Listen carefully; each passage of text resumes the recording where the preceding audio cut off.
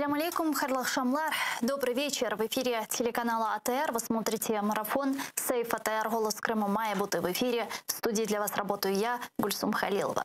В следующие 3 часа в этой студии с гостями, которые подключатся к нам в эфир, мы обсудим основные новости и события сегодняшнего дня. Для начала предлагаю подключить к нашему эфиру сейчас нашего журналиста Романа Спиридонова прямо из Ньюзрума, который готов рассказать об основных новостях сегодняшнего дня. Рома, приветствую, мы слушаем тебя. Приветствую, Гульсум. Сегодня мы обратили внимание на такие события, о которых расскажем в наших выпусках.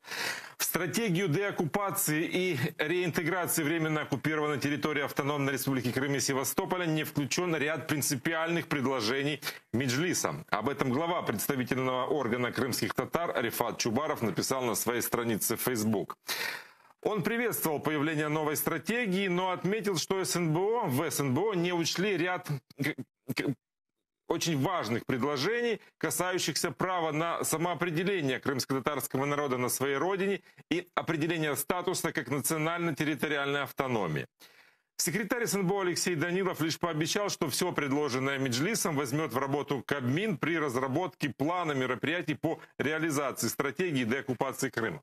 Кроме позиции председателя Меджлиса, мы собрали мнение о документе тех, кто сумел с ним ознакомиться. Отмечу, что в публичном доступе стратегии пока нет.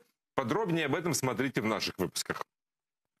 В прокуратуре АРК и Севастополя открыли уголовное производство по факту проведения 11 марта оккупационными силовиками обысков у свидетелей Иеговы в Ялте. Производство открыто по статье «Нарушение неприкосновенности жилища». За это предусмотрено наказание в виде лишения свободы до 5 лет. Незаконные обыски прошли как минимум в 9 домах свидетелей Иеговы. Оккупанты одного из свидетелей Иеговы задержали и обвинили в финансировании экстремистской деятельности.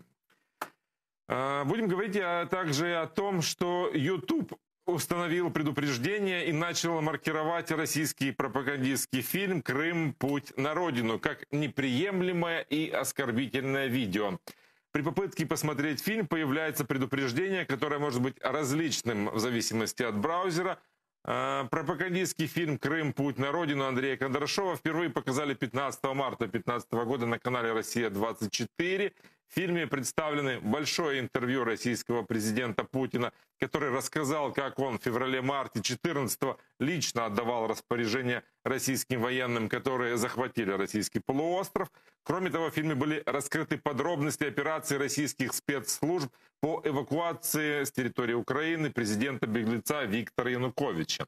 В ответ на маркировку в Российской Госдуме уже пригрозили платформе YouTube блокировкой. В оккупированном Крыму зафиксировали 99 новых случаев COVID-19, 62 в Симферополе и 37 в Севастополе. 9 человек скончались. Это люди из зоны риска в возрасте от 51 года до 92 лет. Вот о таких новостях и не только мы будем говорить сегодня в наших выпусках. Традиционно в 19:00 и в 21:00 не пропустите. Гульсум. Чухсагул Роман. Это был наш журналист Роман Спиридонов с нами на прямой связи. Ну а мы работаем в прямом эфире. На экраны ваших телевизоров режиссеры периодически выводят номер телефона +38 073 419 41 58. Звоните нам абсолютно бесплатно по Вайберу. Присоединяйтесь по скайпу. atr.tv — это наш адрес. Подписывайтесь на наш YouTube-канал, телеканал АТР большими буквами, латиницей.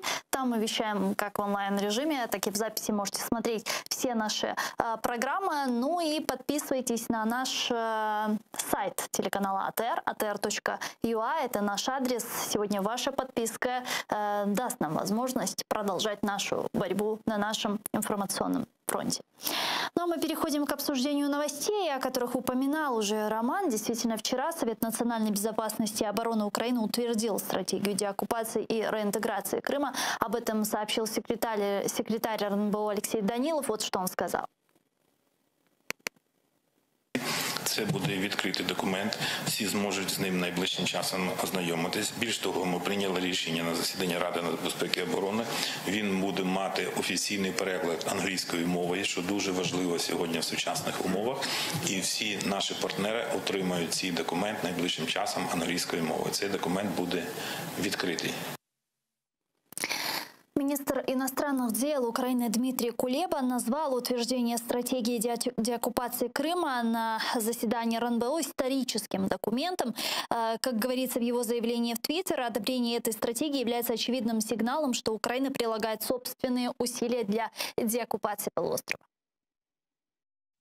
Ми затвердили стратегію деокупації Криму. Історичний документ, який був необхідний з 2014 року. Сигнал гранично ясний. Ми не просто закликаємо світ допомогти нам повернути Крим. Україна докладає власні цілеспрямовані і системні зусилля. 3 кити для повернення Криму. Затверджена сьогодні стратегія, консолідація. Ми працюємо над об'єднанням зусиль партнерів на Кримській платформі. Синергія. Відновлення міжнародного права і, як наслідок, відновлення повного суверенітету України над Кримом. С нами сейчас на прямой связи політичний експерт, магістр державної служби Валерій Клочок. Пане Валерію, вітаю вас, селям алейкум. Вітаю вас, селям алейкум. Пане Валерію, стало ли для вас неожиданностью решение РНБО о принятии стратегии деоккупации полуострова? Ну, не те, що несподіванкою, але все-таки новиною, тому що треба віддати належне до, фактично вчорашнього часу. Ми не бачили якогось системного документу. Звісно, його поки що не бачив і я.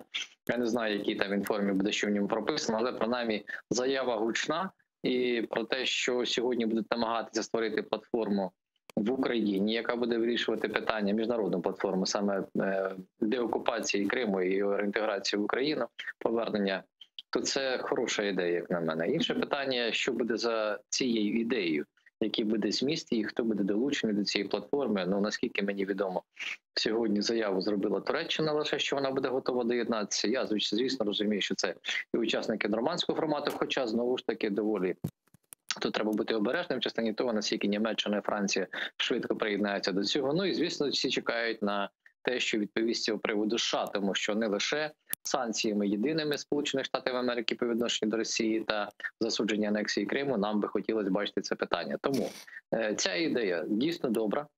Це дуже непогано, що ми фактично розпочинаємо такий міжнародний діалог в Україні з приводу того, яким саме чином повертати Крим Україні. І, власне, ми будемо бачити позицію країн світу, наскільки вони будуть готові фізично, я абсолютно говорю, фізично в офлайні бути присутніми 23 серпня, це дата, на яку анонсовано взагалі відкриття платформи, і там буде обговорення ці стратегії, тому що фактично проблемою Криму почали займатися відразу ще навесні 2014 року.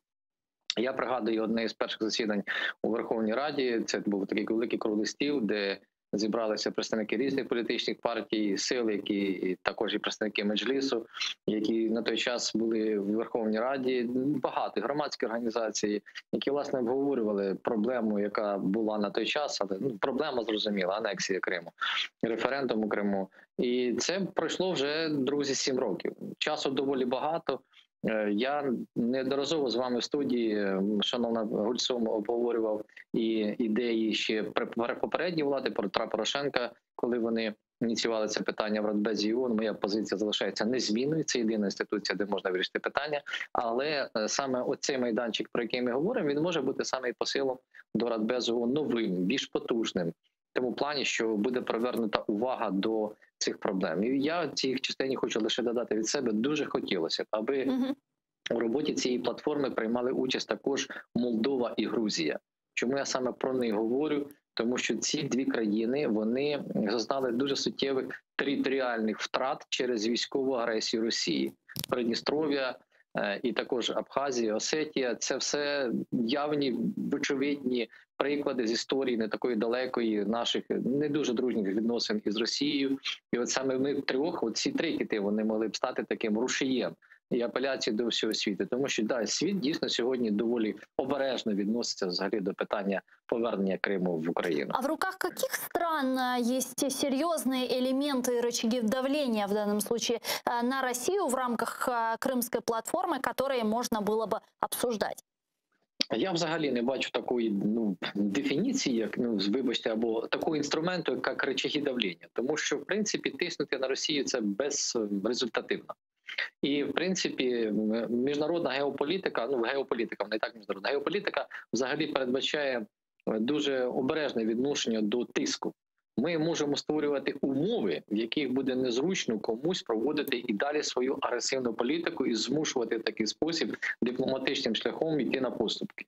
Це один із механізмів. Таких прикладів дуже чимало. От, наприклад, це, якщо брати 60-ті роки, це азійське питання, Таїланд, Сінгапур, Корея, Філіппіни, Індонезія. Там доволі серйозні процеси відбувалися. Війна в В'єтнамі.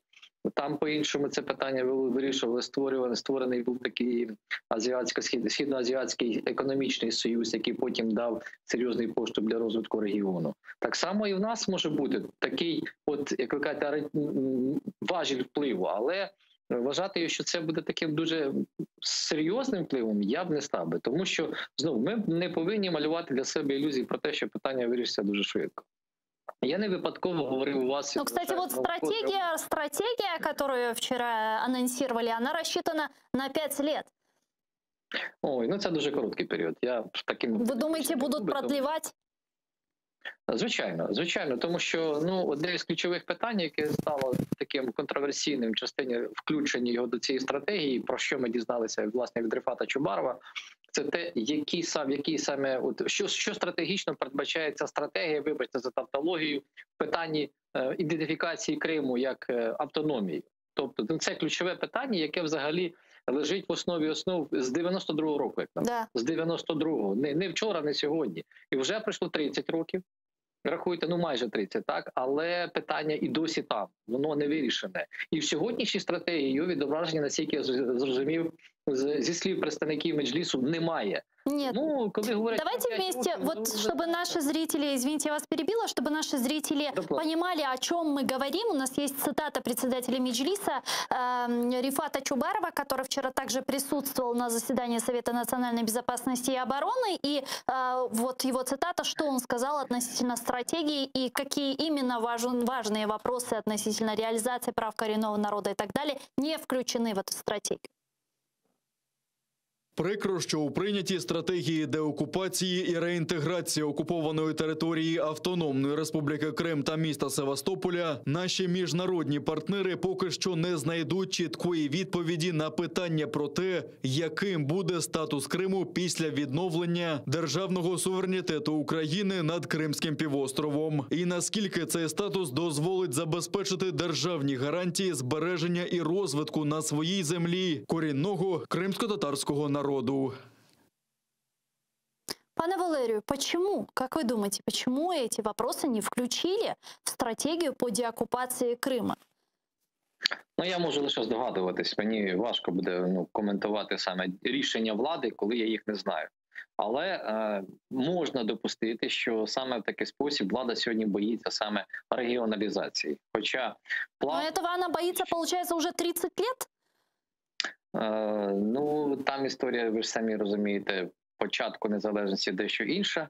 А от коли з 2014 року почався процес децентралізації вже після анексії Криму, то ми дуже часто підміняємо саме регіоналізацію, децентралізацію і хочемо видати одне за інше, я маю на увазі політикани швидше.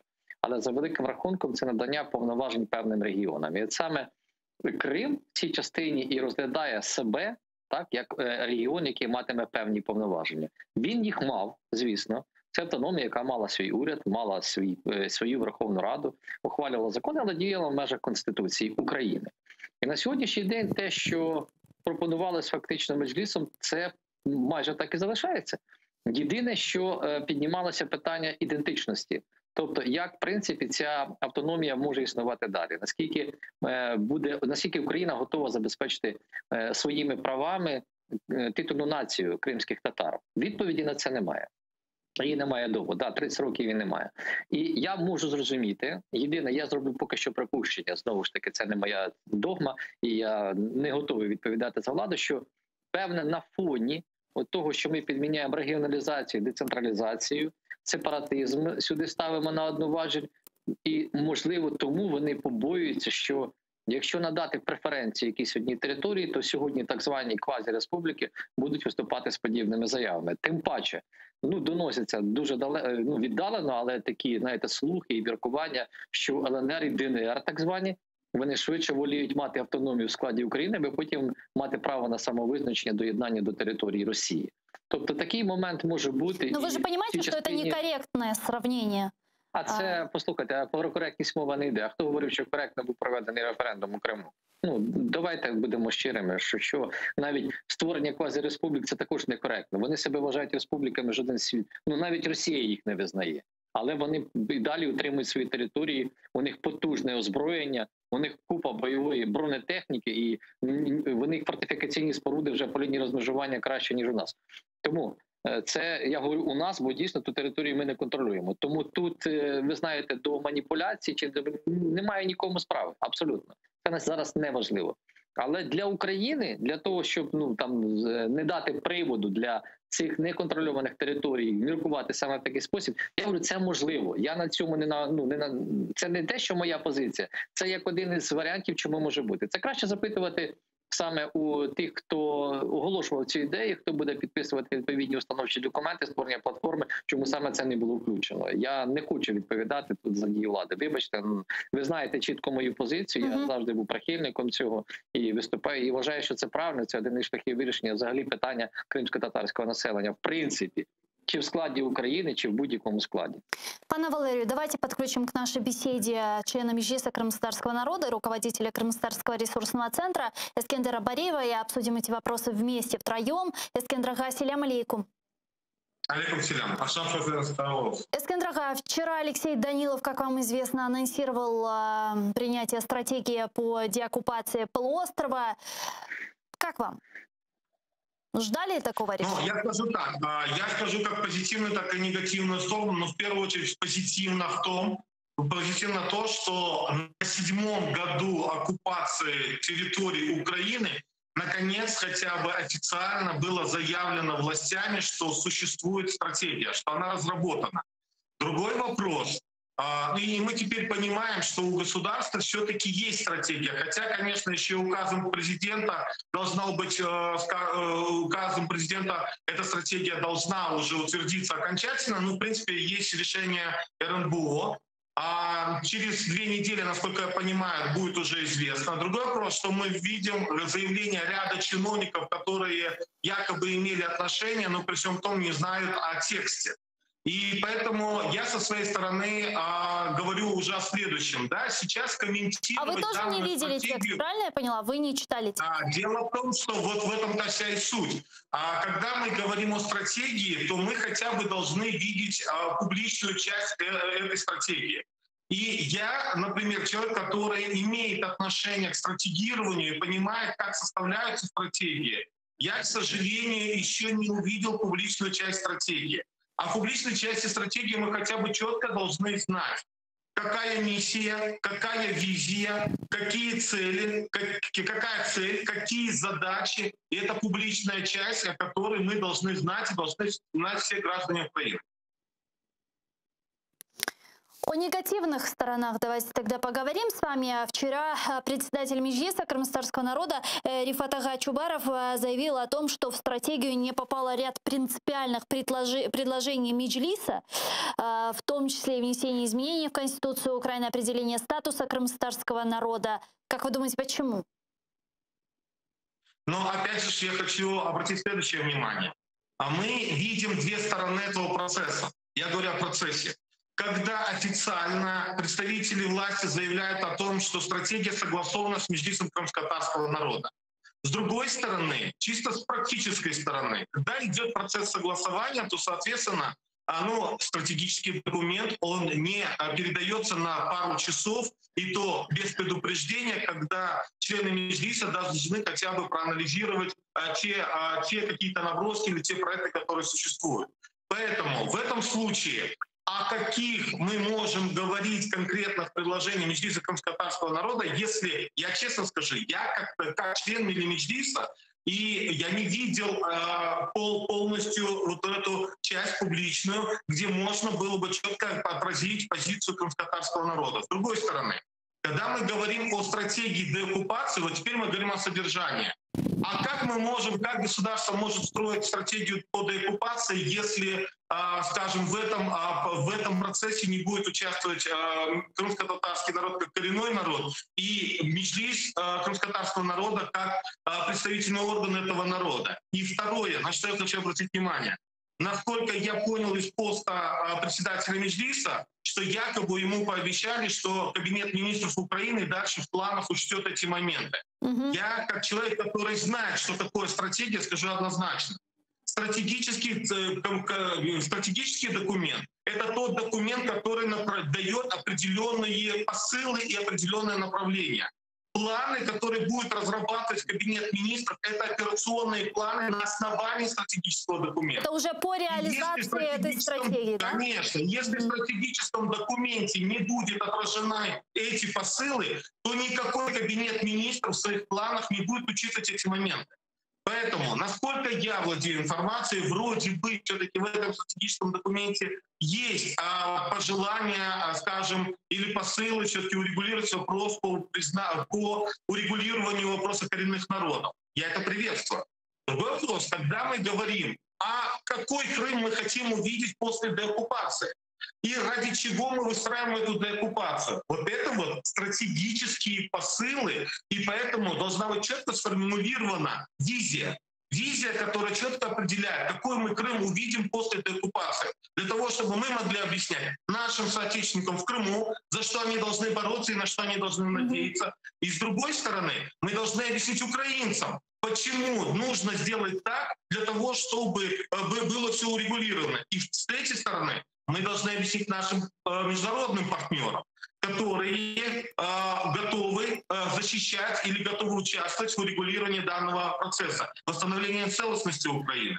И если субъектом не будет крымско-татарский народ, то о чем мы можем говорить?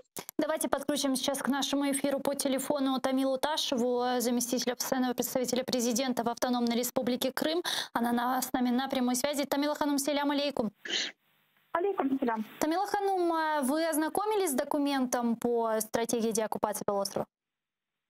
Ну, звичайно, що я ознайомилась з документом, тому що ми є одними з тих, хто подавали свої пропозиції, давали зауваження до тексту і були постійні комунікації. Але якби я чула пана Іскандера Балієва, звичайно, що в ефірі, з величезною повагою до нього ставлюсь, але він є членом Меджлісу кримсько-татарського народу, голова Меджлісу кримсько-татарського народу, пан Ріфат Чубаров, є членом робочої групи з напрацювання даної стратегії.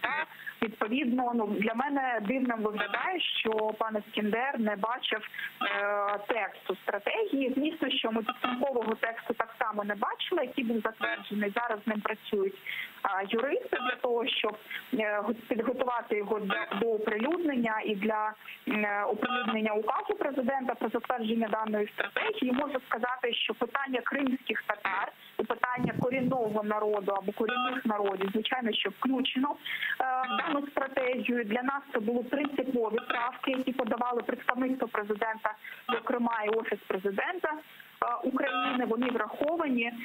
Звичайно, що ми розуміємо, що все в цей документ не могло увійти, але, знаєте, мене дуже дивує насправді ця тенденція, яку ми спостерігаємо протягом 2 днів, коли, не бачачи документу, документ чомусь критикується і критикується активно тими учасниками, вірніше, не учасниками процесу. Тому мені здається, що дуже важливо ознайомитись з документами, після того ґрунтовно підходити до цього. Але в першу чергу слід сказати, що це концепція. Ми про це і говоримо, що це public policy документ. Тобто це рамка, яку подає держава. Все решта буде лягати, звісно, що у план заходів Кабінету міністрів, який буде розроблений на виконання даної стратегії. І загальна рамка, яка стосується відновлення прав кримсько-татарського народу, вона дана в кінцевих положеннях даного документу, які називаються «Основні результати очікувані», де, власне, говориться про відновлення прав корінного кримсько-татарського народу. Я тоже не видела стратегию, так как ее нет в публичном доступе, и пока что ничего сказать не могу, поэтому спрашиваю у вас, и для того, чтобы наши зрители, чтобы крымские татары, которые нас слушают сейчас на полуострове, примерно имели понимание, что входит в стратегию деоккупации Крыма. Рифат Ага написал, что она рассчитана на 5 лет. Можете ли нам вот очертить основные маркеры этой стратегии? Ну, насправді, дійсно, потрібно дочекатися того, коли документ буде оприлюднений. Звичайно, що там є частина документу, яка присвячена економічним питанням, пов'язаним з деокупацією півострову. Інша частина документу присвячена з захисту прав і свобод громадян України, да, або правовий захист осіб, які проживають, і інтересів, які проживають на окупованій території, і збереження цих зв'язків. Є питання, які пов'язані з санкційним режимом, санкційної політики нашої держави, соціально-гуманітарний напрямок, тобто всі напрямки, які стосуються загалом всіх питань, які пов'язані з деокупацією, звичайно, що вони там враховані. Окремо слід зауважити про міжнародну роботу, звісно, що там вказана так само Кримська платформа, як складова загальної стратегії деокупації півострову, але все ж таки, я ще раз наголошую, це загальна рамка. Стратегічний документ не може бути дуже деталізованим. Це важливо пам'ятати. Тому не слід очікувати, що там 13 чи 15 сторінок тексту, я вже не пам'ятаю, скільки там буде тексту підсумку, що він буде давати абсолютно всі деталі. Але всі питання, які стосуються, і які ми робили і в вашому ефірі, в тому числі я проговорювала, і ще як в статусі правозахисника, коли ми говорили про отримання документів, про можливість отримання різного роду сервісів для громадян України, про освіту, про сприяння розвитку культури і традицій, в тому числі кримсько-татарського народу або інших корінних народів. Звичайно, що там маркерами певними вони йдуть, але я би закликала підтримати рішення органів влади і безпосередньо Ради нацбезпеки України, що через 7 років, я наголошу, нарешті цей документ був прийнятий, бо неодноразово і в ефірі телеканалу АТР питання щодо стратегії, воно піднімалося. Нарешті українська влада поставила принаймні 3 крапку в тому, щоб такий документ був затверджений. Я дуже дякую дійсно президенту Зеленському, який був ініціатором даного процесу. Дякую дуже. Чохсагулнас Тамила Ханум, Тамила Ташева, заместитель постоянного президента в Автономной Республике Крым, была с нами, постоянного представителя президента в Автономной Республике Крым, была с нами на прямой связи. Эскендер Ага, вы слушали нашу беседу, и, как говорит Тамила Ханум, многие вопросы относительно коренного народа включены, оказывается, в стратегию. Я еще раз хочу прокомментировать. Дело в том, что поскольку и Тамила Ханум признала, что она не видела конечную часть публичного документа. Я изначально, когда говорил о том, что в первую очередь я приветствую, что хоть на 7-м году появился или хотя бы государство анонсировало, что у этого государства есть стратегия. Второй момент. Я сейчас не обсуждаю саму суть этого документа. Я исхожу из того, о чем заявил председатель Меджлиса. Да. И насколько я знаю, я не знаю, он является членом этой рабочей группы или нет. Во всяком случае, я знаю, что ему был передан буквально на пару часов документ, часть публичная, и то не полностью, по которой он должен был согласовать с членами Меджлиса. Но извините меня, за такой короткий срок эти стратегические документы не обсуждают. И третье, что самое главное, я все-таки, как я говорил, я и буду говорить, что я буду комментировать данный документ, когда я увижу его публичную часть. И тогда я буду давать экспертную оценку данному документу. Но то, что в своем посте сказал председатель Меджлиса, то я доверяю его позиции. И то, что говорят о том, что дальше будут дорабатывать кабинет министров и так далее, стратегический документ определяет четкое направление, определяет четкий вектор.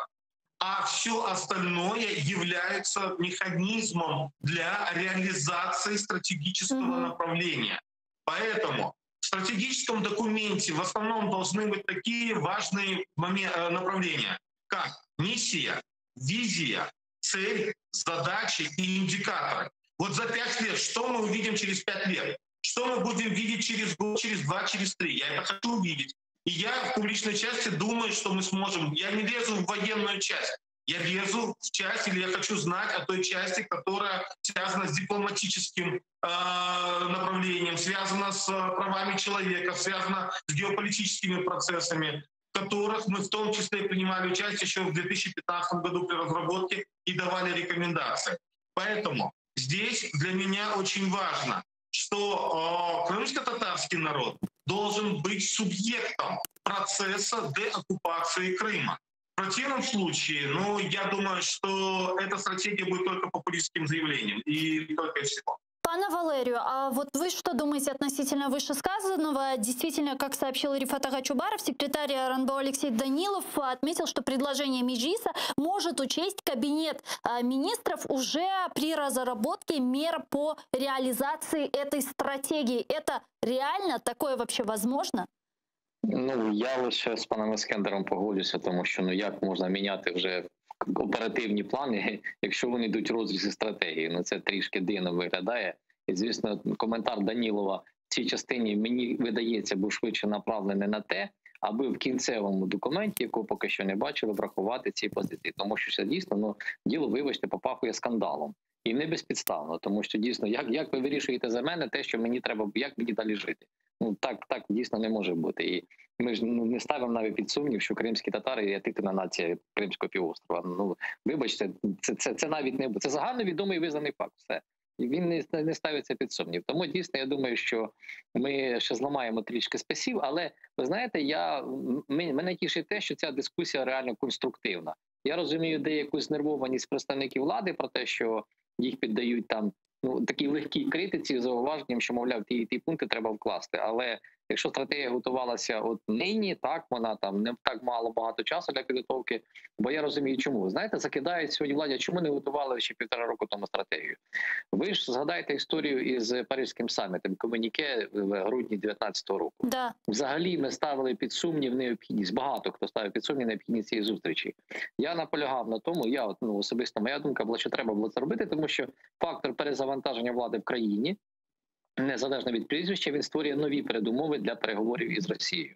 І, звісно, в цій частині треба розуміти, що не можна було очікувати на Паризькому саміті підписання комюніке питання Криму. Путін ніколи про це не говорить, і він, як завжди, відкидає. Тому, звісно, я розумію владу, що її офіційна делегація не піднімала там. Але далі, після такого річного тривалого процесу, коли врешті-решт було розставлено ці крапки над «і», розуміння того, що з новою владою так само ніхто не буде домовлятися в Росії, як і з попередньою, тоді вже актуалізували питання Криму. Тим паче, заяви прозвучали ще наприкінці минулого року. Я розумію, що складність процесу є, тому що пройшло чимало років, ми з вами сказали, вже 7 років пройшло, і тому документ почав з'являтися. Я просто думаю, що він реально ще сирий, і він готується на вихід. Це не добре, звісно, але добре те, що ми можемо, хоча б і нині, зараз попливати на його зміст. Я більш ніж переконаний, що зараз дослухаються до нас і моніторять, що говорять представники Меджлісу, кримські татари, експерти і так далі. Це нормальний процес. Це не критика, це конструктивний діалог, який, врешті-решт, я більш ніж переконаний, приведе до того, що в документі буде цей текст. Знову ж, наприклад, мені не подобається навіть відверто та позиція, яку навіть Рифат Чубаров написав, тому що там у складі України і так далі, там є певні обмеження. Я розумію, що ситуативно вони такими можуть бути. А далі вже питання після повернення Криму до юрисдикції підлону України може рухатися далі. Поки що про це говорити дійсно зарані. Але, звісно, хотілося б і далі бачити іншу картину. Зміни до Конституції і так далі. Це просто-напросто було б зовсім по-іншому розвиток. Поки що, я так розумію, влада в тих умовах, бо ми не знаємо цю інформацію інсайдерську, так закрити, та ж закритими дверима, вона на ці кроки чомусь не готова. Так само, як не був готовий Порошенко, так само не готовий Зеленський. Чому про це не говорять? О необходимости принятия этих решений уже сказали даже европейские парламентарии в своей резолюции от 11 февраля в рамках ассоциации Украины с Европейским Союзом. Искандер ага, мы же можем апеллировать к этому документу в 60-м пункте, где четко прописано, что нужно принять... Смотрите, Да. Нет, смотрите, на самом деле резолюция Европарламента, она носит рекомендательный характер. Да, И, но она в конечно рамках же, ассоциации Украины с ЕС. Политический истеблишмент Украины может прислушаться, может не прислушаться. Но другой вопрос, когда мы говорим в рамках договора о соглашении и в рамках того, что в Украине в Конституции заложено, что Украина именно должны, евроинтеграционные процессы должны быть предусмотрены.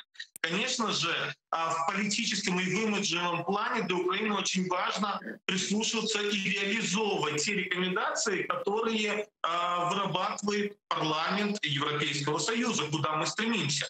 Поэтому здесь, конечно же, я думаю, это очень важно. Я согласен с паном Валерием, да, в том плане, что я еще раз повторю, я сейчас не обсуждаю сам документ, я его не видел. Может быть, после того, когда я прочитаю публичную часть его, я, может быть, один из первых, кто начнет выступать в поддержку данного документа. Но я сегодня говорю и исхожу из той информации, которую я прочитал у председателя Меджлиса. И поэтому меня, как члена Меджлиса, как руководителя управления, который занимается правовыми вопросами в Меджлисе и международными вопросами, меня, конечно, очень сильно это беспокоит. И поэтому, когда мы говорим о стратегии, должна быть стратегия не ради стратегии, а должна быть стратегия ради деоккупации. И, соответственно, на ближайшие 5 лет мы должны увидеть, какие шаги мы сделаем и какие результаты мы получим. Это не говорит о том, что через 5 лет мы уже будет деоккупация, хотя я хотел бы этого, может быть, и раньше. Другой вопрос, мы должны понимать, идем ли мы в правильном направлении или нет, и насколько они эффективны. Вот поэтому здесь очень важно увидеть сам документ. Я надеюсь, что мы в ближайшее время увидим документ, прочитаем его и уже обсудим подробнее его содержание с вами. Эскендер Ага, çok sağ olun, что подключили сегодня к нам в эфир. Эскендер Бариев, член Меджлиса крымско-татарского народа, руководитель Крымско-татарского ресурсного центра, был с нами на прямой связи. А пану Валерию я предлагаю нам с вами пойти дальше и обсудить насущные вопросы оккупированного полуострова. В частности, там остается критическая ситуация с наполняемостью водохранилищ. Там верховья Белогорского водохранилища в Крыму остаются маловодными. По словам жителей Белогорского района, активиста общественного движения «Свободный Крым» Ришада Мамедова, таяние снега в Крымских горах не повлияло на наполняемость верховья водохранилища. Вот что он написал. Давайте его послушаем. Нижня і серединна частина Білогірського водосховища значно поповнилася, але верхів'я залишаються маловодними. Але ж саме верхів'я свідчить про повноту водойми. У горах ще є сніг, але обсяги його незначні, тому без рясних весняних опадів водосховище повністю не наповниться. До того ж, у будь-який момент влада може дати команду почати скидання води з водойми на потреби вододефіцитних районів Східного Криму або Кримської столиці. І тоді Білогірське водосховище почне швидко втрачати накопичені за зиму об'єми води. А вот псевдоглава экспертного совета по международно-правовым вопросам при оккупационном правительстве Крыма Александр Молохов сообщил, что его рабочая группа готовит новые жалобы в ООН против Украины из-за водной блокады. Вот его цитата. Сейчас мы готовим 2 жалобы в Совет по правам человека в ООН и в Комитет по правам человека в Женеве. Планируем презентовать эти иски на сессии 19 марта. Я лично не сомневаюсь, что в прекрасной Украине будущего тем, кто организовал водную блокаду Крыма и таким образом дискриминировал жителей полуострова, воздастся по заслугам. При этом Россия ни в коем случае не снимает с себя ответственности за происходящее в Крыму. А вот эти попытки апеллировать к международным структурам из-за водной блокады Крыма, они тщетны или же все-таки могут дать какие-то плоди? Можуть, звичайно. Я їх розцінюю як дуже потужний крок. Тим паче, ви ж не забуваєте, ви точно не забуваєте. Я перепрошую, звичайно, що від Криму навіть обрані депутати до Держдуми Російської Федерації, які представляються Російську Федерацію в різних європейських та міжнародних структурах, як типу Парламентська асамблея Ради Європи та Організація Об'єднаних Націй. І це свого роду легітимізація анексії Криму. Звісно, ООН, Європа, Сполучені Штати Америки, наші партнери інші не визнають анексію Криму, зрозуміло. Так, да. Але разом із тим отакий, знаєте, діалог або імітація його, вони створюють враження легітимізації. І це є небезпечно. І, звісно, в цій частині, знову ж таки, в Україні багато думок з приводу того, треба давати воду, не треба давати воду. Навіть провладні депутати інколи так, ви знаєте, говорять, що згадайте навіть заяву Дениса Шмигаля, що ми будемо туди бутлями носити воду, тобто якимись ємностями для потреб населення. Але відмежувати потреби населення від потреб військових баз Російської Федерації, які там розміщені, звичайно, дуже складно буде. Да, но в последнее время я не замечаю какой-то зрады в этом вопросе, а наоборот, я слышу только четкую, единую, консолидированную позицию в вопросе воды, нет? Яку саме, вибачте, дозвольте уточнити? Что вода в Крым поступит только после деоккупации полуострова. Так, звісно так, але попереду цього були заяви. І буквально також днями зробив заяву так званий керівник Криму Аксьонов, який говорить про те, що дійсно води своєї без опріснення в Криму не вистачить. Да. І Росія активно там веде дії для того, щоб зробити спеціальні станції по опрісненню води. І це, звісно, фактор, він негативно вплине на Україну. Ми чудово розуміємо, що абсолютна більшість мешканців півострова скаже, дивіться, не дали нам воду. Крим не веде агресивної політики по відношенню до України, він собі війшов в склад Росії і все, які, мовляв, питання, давайте нам воду. Тому це питання надскладне, і на нього однозначної відповіді, я вам скажу відверто, навіть у мене немає. Звісно, що радикально налаштовані політичні сили в Україні наполягають на тому, що подавати в Крим воду неможливо, треба робити повну економічну, соціально-економічну блокаду і так далі, тому подібне. Зрозуміло, це один із методів впливу на політику Криму, один із методів зменшення можливості самої російської влади з підтримки півострова. Я це чудово розумію і розділяю цю позицію. Але стосовно води питання, дійсно, воно доволі складне. І, звісно, позиція влади сьогодні однозначно чітко зрозуміла, що вода буде подаватися виключно після деокупації Криму. В цій частині я розділяю, тому що це один із важелів серйозного впливу на те, що відбувається в Криму. І обмеження прав кримських татар, постійні там обшуки, арешти їхні, про це треба також говорити, і це свого роду нагадування. І коли в Крим навіть фонитиме питанням води на світ, вибачте за цей вираз, але все-таки фонитиме, це також привертатиме увагу до проблем. Мовляв, дивіться, світ щось робить. Тому що дуже класно, що там 60-м пунктом є в резолюції питання Криму. Але скажіть, будь ласка, а що Європа і світ предметно робить для того, окрім санкцій, щоб Крим повернувся? От предметно. Санкції, резолюції, засудження. От ми буквально вчора в одному з ефірів детально, обговорювали все-таки те, як впливають санкції на економічну ситуацію в Росії. Якщо брати, наприклад, звіт Всесвітнього банку, то, для прикладу, за роки із 16 по 19, я спеціально говорю по 19, тому що 20-й рік брати не можна, це рік пандемії, ВВП Росії зростав, і притом дуже серйозно. Він зріс від 1,2 до 1,7 трильйона доларів. Тобто санкції – це не той інструмент, яким можна примусити Росію відмовитися від анексії і повернути Крим в Україну. Потрібні бути якісь інші механізми, які, я не готовий на це відповідати. Їх повинні розробляти вже і в тому самому Європейському Союзі, Сполучені Штати Америки повинні говорити, який саме інший спосіб, як не санкції, вони готові сприяти поверненню. Смотрите, санкции ведь тоже смотря какие. Если мы говорим о персональных санкциях, то, к сожалению, они недостаточно эффективны. Ну а если мы говорим о секторальных санкциях, о санкциях в виде отключения России из международной системы SWIFT или введения полной эмбарго на ее нефть и газ, то это было бы существенным ударом по экономике России, разве нет? 100%, але ж ніхто на це не йде. Зверніть увагу, що зараз... здесь в ход вступає реалполітик, к сожалению. Абсолютно. Міждержавний бізнес.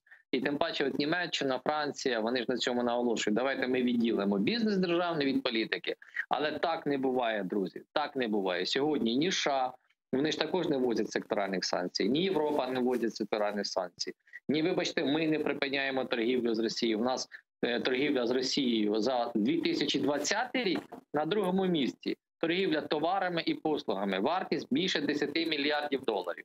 Тому то дійсно послідовна політика має бути абсолютно всіх по відношенню до Росії. Я, звісно, останнє, я, звісно, розумію побоювання Європейського Союзу і США в частині геополітичних претензій Росії саме на євразійському континенті. Тому це один із стримуючих факторів, чому вони не вводять секторальних санкцій. Давайте подключим к нам в ефір по телефону Сергія Пархоменка, директора Центру зовнішньополітичних досліджень, який зараз з нами на прямому зв'язку телефоном. Пане Сергію, селям алейкум, вітаю вас. Доброго дня. Пане Сергею, мы обсуждали водную блокаду полуострова. Насколько сегодня водная блокада Крыма, вот эта санкция, которая есть у Украины, является серьезным инструментом и серьезным рычагом давления на Кремль в вопросе деоккупации полуострова? Зараз це є єдиним можливим способом тиснути на Кремль. Водна блокада має купу переваг, і вона має бути, фактично є найбільш ефективним інструментом тиску, найбільш ефективним, ніж санкції західних держав. Тому що Кремль постійно шукає спосіб поповнити водні запаси, а цих способів немає. Ті, які вони придумують, є або абсолютно з розряду фантастики, або є дуже дорогими для російського бюджету. Таким чином, економіка Криму продовжує тягнути бюджет Росії на дно, і рано чи пізно це зруйнує російську економіку. Хоча, звичайно, попри санкціями. Але це дуже важливий момент. Він постійно нагадує не дуже лояльним до Путіна олігархам чи силовикам, що Крим і його, власне, окупація Росією несе величезну загрозу російській економіці, є дуже обтяжливим і в плані геополітичного майбутнього Росії, і в плані економічного сьогодення Росії. Тому заява про те, що вони будуть добувати воду як нафту, що вони будуть там ледь з місяця чи з маршу ту воду привозити чи з цистернами з купанів, це все, перепрошую, теми для коміксів дитячих, але ніяк не серйозні розмови, які покликані вирішити проблему з водою. Тому водна блокада – це важливий інструмент тиску. І по Криму зараз це взагалі ключовий інструмент. Це є дуже важливо пам'ятати, і те, що робить путінська адміністрація, вона, власне, всіми силами намагається зробити все можливе, щоб ні на які компроміси з Україною, ні по Донбасу, ні по Криму. Це, власне, оця її поведінка і дозволить нам скоро побачити крах Росії і політично-економічної системи. Тому що, якби Росія захотіла, вона б могла спокійно вона б домовитись про російським лобі, наприклад, з Єрмаком, там, я не знаю, в офісі президента, що вони повністю звільняють Донбас і дозволяють Україні будь-яким чином розпоряджатися без автономії, без амністії, хоч знищить всі там в Донбасі. Але в Крим питання не піднімають. І що ви думаєте, Єрмак би пішов на це. І нам би ще подали всім українцям це як величезну перемогу, що Росія, але Путін не хоче поступатись навіть в таких речах. Оскільки він намагається триматися за Донбас і за Крим, це знищить його імперію, його особисте. І, власне, найближчим часом, очевидно, це призведе до ще більших проблем для російської економіки. А в майбутньому до краху Росії як держави в такому теперському форматі. Дякую дуже, пане Сергію. Чухсагловна, Сергій Пархоменко був з нами на прямому зв'язку, директор Центру зовнішньополитичных досліджень. Ну а вчера Совет национальной безопасности и обороны еще поручил проверить, было ли государственной изменой ратификация народными депутатами в 2010 году Харьковских соглашений. Напомню, за нее проголосовали 236 народных депутатов. Об этом вчера сообщил секретарь РНБО Алексей Данилов. Вот его цитата. У 2008 році Ради нацбезпеки оборони було прийнято рішення, яке заключалося в наступному, що на протязі 2 місяців Кабінет міністрів мав запропонувати законопроект, який урегульовував питання виходу Чорноморського флоту Російської Федерації в 2017 році. На превеликий жаль, цей законопроект не був невідомим нам причин розроблений, і ми вважаємо, що це була перша цеглина, яка далі почала руйнувати всю систему нашої безпеки і привела до того, що в 2010 році з'явились так звані Харківські угоди, які в безпрецедентний короткий проміжок часу, через 4 дні після підписання їх в Харкові, були ратифіковані депутатами Верховної Ради. Є окреме доручення Служби безпеки України з'ясувати обставини, в який спосіб ці 236 депутатів голосували з цього питання. І якщо Служба безпеки України буде вважати за необхідне, вона має порушити по 111 статті нашого Кримінального кодексу по держзраді до відповідних осіб. Напомню, в 2010 году тогдашние президенты Украины и России Виктор Янукович и Дмитрий Медведев подписали в Харькове соглашение, которое предусматривало, что Украина фактически сдает Крым в бессрочную аренду Черноморскому флоту РФ, за что Москва давала Киеву $100 скидки на газ. На рассмотрение парламента ратификация Харьковских соглашений была вынесена 27 апреля 2010 года, и это заседание стало одним из самых скандальных в украинской истории. Пане Валерию, я читала ваш пост на вашей странице в Facebook, который вы написали сегодня. И, как вы сообщили, вы в этот день были в кулуарах Верховной Рады Украины. Что тогда происходило? И почему, собственно, так торопились ратифицировать эти Харьковские соглашения спустя 4 дня после подписания Медведевым и Януковичем? Я не можу сказати, що поспішали. Так, я був тоді, я працював тоді в Верховній Раді, я був в кулуарах, був на балконі, бачив це все дійсно зверху, це дійсно було жахливо. Тому що такого побиття фізичного регіоналами опозиційних депутатів я не бачив. Це було реально жорстко і жорстоко. Але я знову скажу, я не говорю, що вони поспішали. Про засідання було відомо заздалегідь.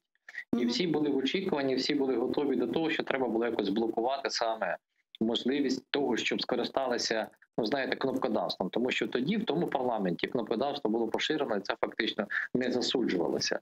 І опозиційні сили намагалися навіть державним прапором накрити, показували робочі місця свої, щоб туди ніхто не міг. Їхні депутати-тушки, які, наприклад, були тоді і в блоці Юлії Тимошенко, і в нашій Україні Народній самооборони, не змогли проголосувати, натиснути на кнопки. Але так не сталося, тому що зав'язалася серйозна бійка і фізично, фактично, єдине питання, яке тоді розглядали, швиденько його провели, проголосували і пішли. Це була формальність, яка означала, що Верховна Рада, мовляв, проголосувала. І тому, дійсно, це було дуже резонансно. Була акція і під стінами Верховної Ради, і всі розуміли, що ті $100, про які домовився тоді Янукович із Медведєвим, вони не вартували і виїденого яйця. Вибачте за цей вираз, тому що це дійсно ставило нас велику залежність саме від присутності російського флоту в Криму. Мені там дописували сьогодні, та він там 300 років стоїть. Це ж не означає, що він має стояти і далі. Треба взагалі підходити до цього питання дійсно дуже змістовно.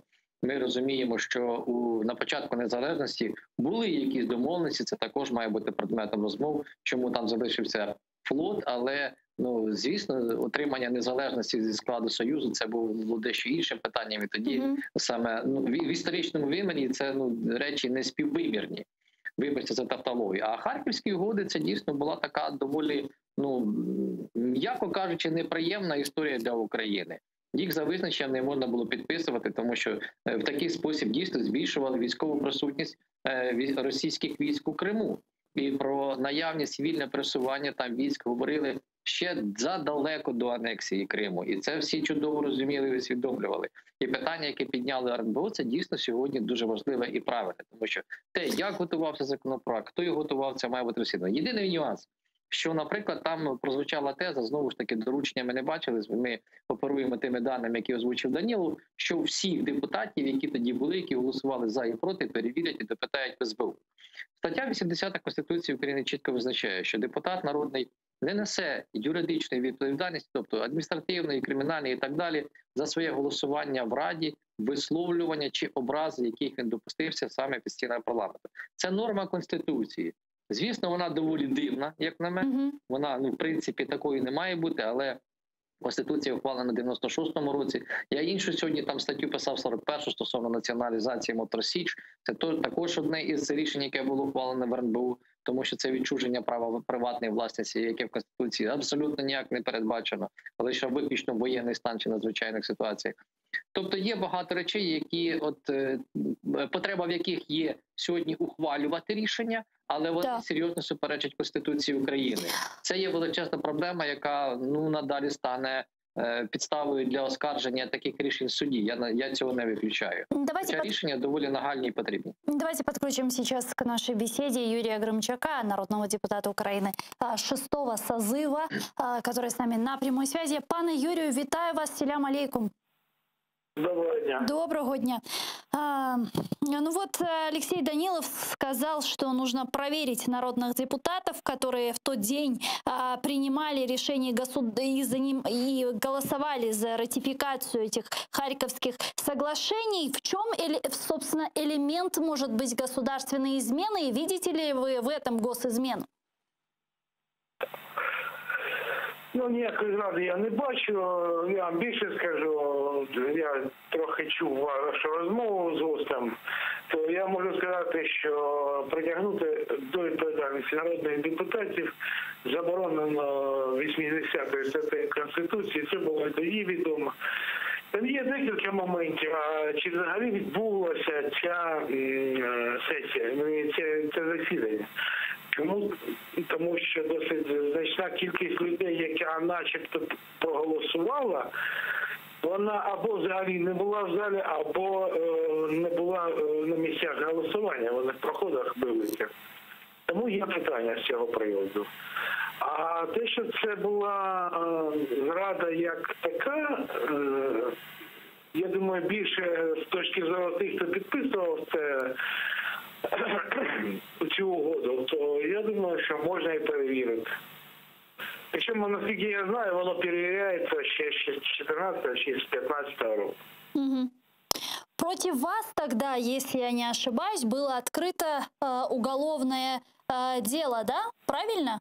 Да, проти мене и Андрея Парубия. Да, скажите, чем это закончилось? Вас обвинили тогда в том, что вы во время ратификации этих Харьковских соглашений кидались дымовыми шашками? Нас звинувачували, є така стаття про перешкоджання діяльності державного діяча. Були велика кількість скарг від діючих тоді народних депутатів.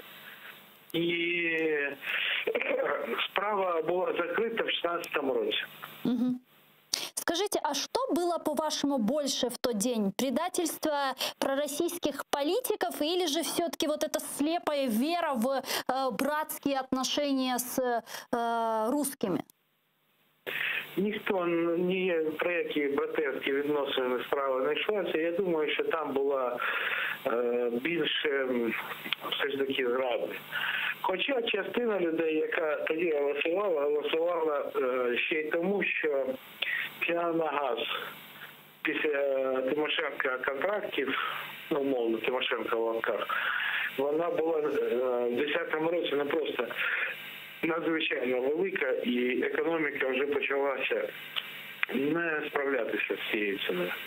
А Черноморский флот в Крыму на то время не рассматривалось вот как угроза нашей национальной безопасности и территориальной целостности? І на багатьох ефірах тоді я особисто і мої колеги, які виступали проти, ми казали, що перебування Чорноморського флоту, особливо його розвідувальних структур, пропагандистських структур і взагалі військових структур створює загрозу національній безпеки. Але нас тоді не почули.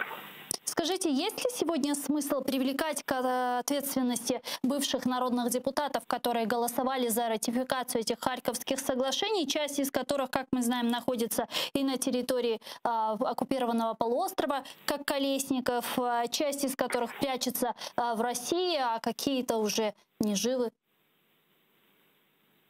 Ну, ви розумієте, я ще раз кажу, їх неможливо притягнути до відповідальності.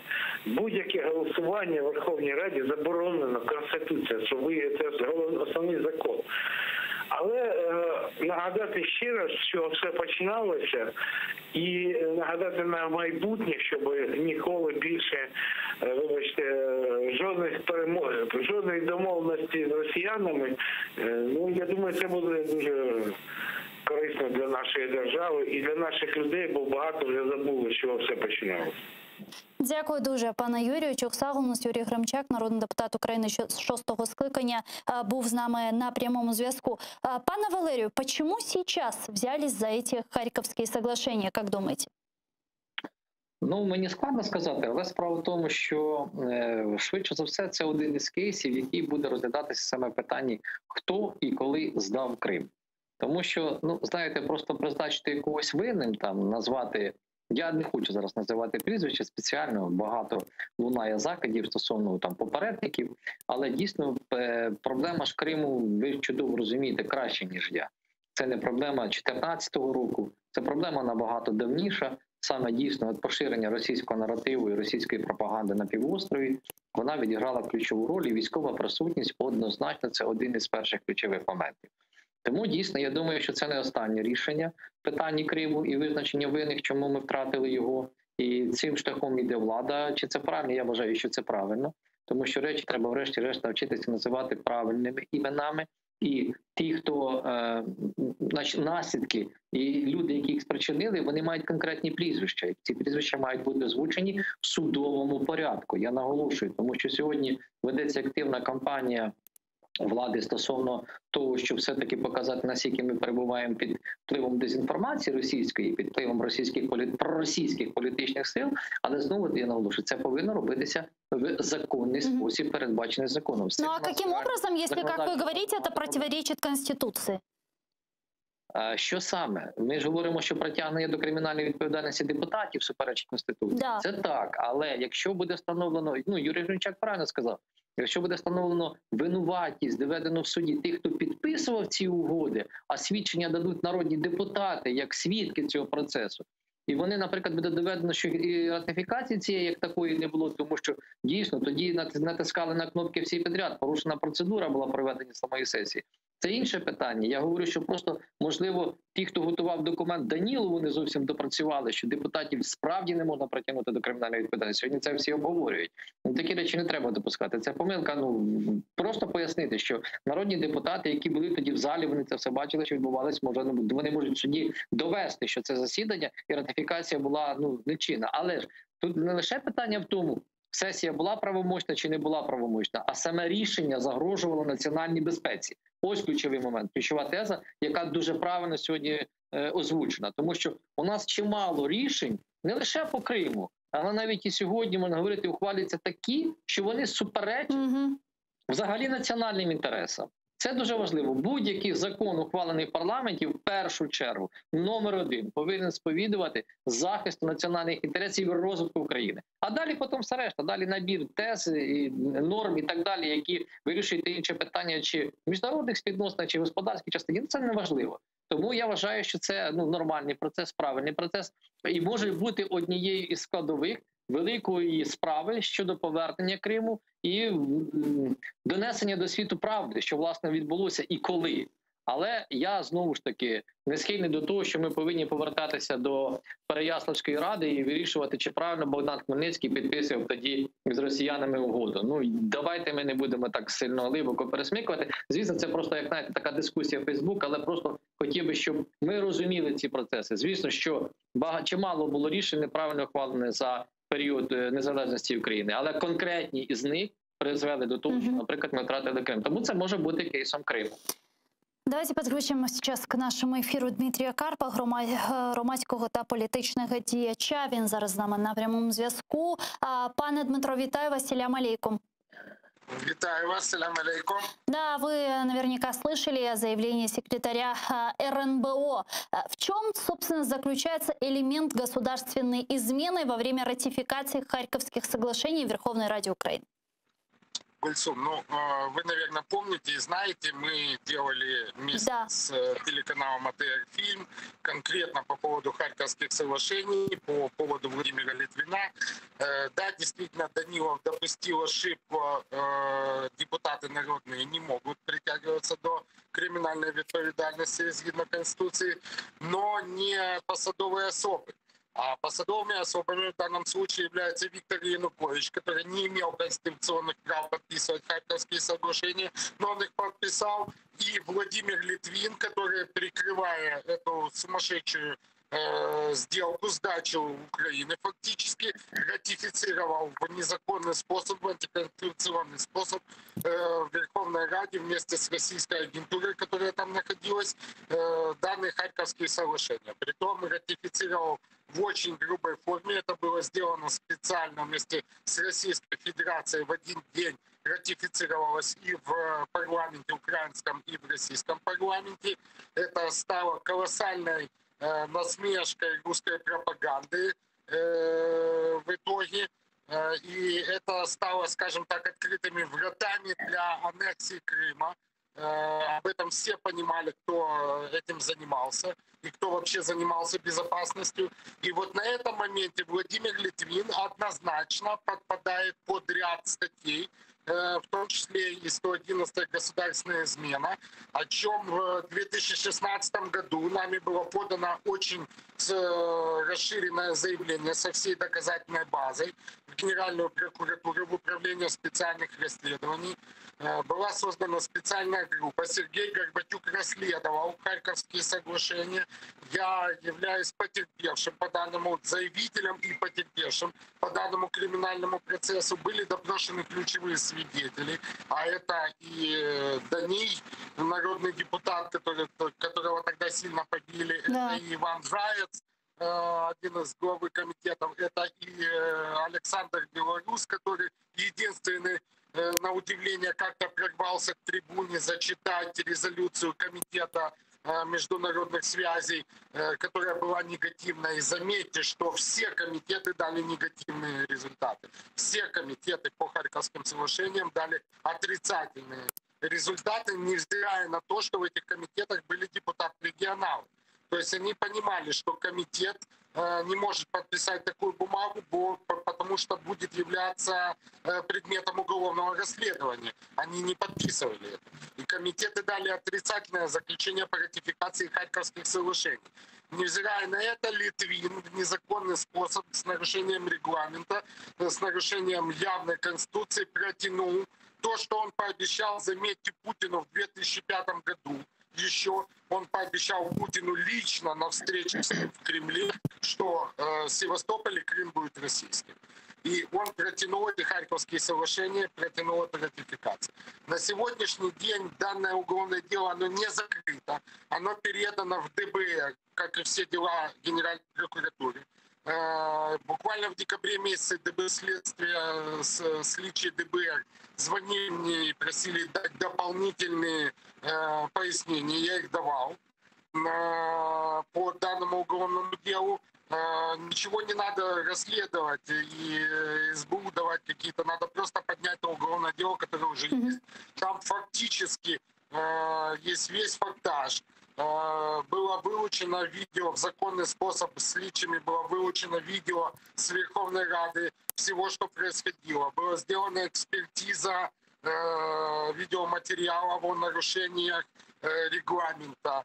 И Владимир Литвин однозначно, сегодня ДБР может, не было политической воли, скажем так, но сегодня, если будет политическая воля, то буквально за 2 дня с доказательной базой, которую собрало Управление специальных расследований, по моему заявлению, Литвин получит подозрение, и дело будет передано в суд. Ничего сложного там уже нет. Дякую дуже. Çok sağ olun, пане Дмитро, за ваш обстоятельный ответ. Дмитрий Карп был с нами на прямой связи, громадский политичный дияч. Пане Валерию, я бы хотела перейти еще к Соединенным Штатам Америки, но перед тем буквально несколько вопросов по Донбассу. Там в Кремле, вы знаете, заявили, что знают о повышении напряженности на линии соприкосновения на Донбассе и испытывают обеспокоенность. Об этом сообщил пресс-секретарь Путина Песков. Вот что он сказал. Давайте вместе послушаем.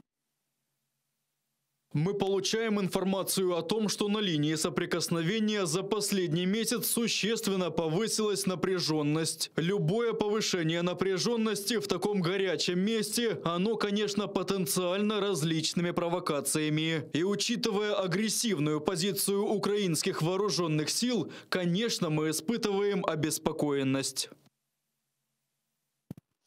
Недавно, вы знаете, глава Офиса президента Андрей Ермак сообщал, что план по урегулированию войны на востоке Украины подготовлен уже Францией, Германией, доработан Украиной и уже лежит на столе и ждет сейчас утверждения со стороны России. В России заявляют, что ничего об этом не слышали, они вообще не знают, что такой план есть. Что это все означает и на кого это все рассчитано, на кого это ориентировано? Есть ли действительно такой план или же просто создают сейчас такой информационный шум і создають імітацію бурної діяльності?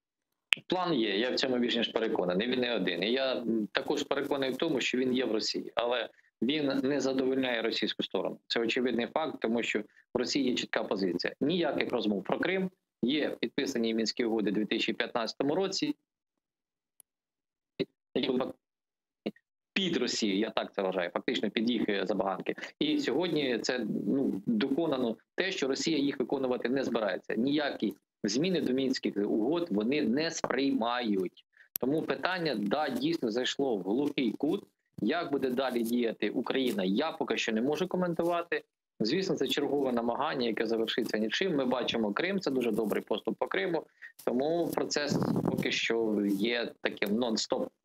Руху не буде. А заяви Піскова – це просто ні про що. Це означає те, що ніякого руху в цьому сенсі немає.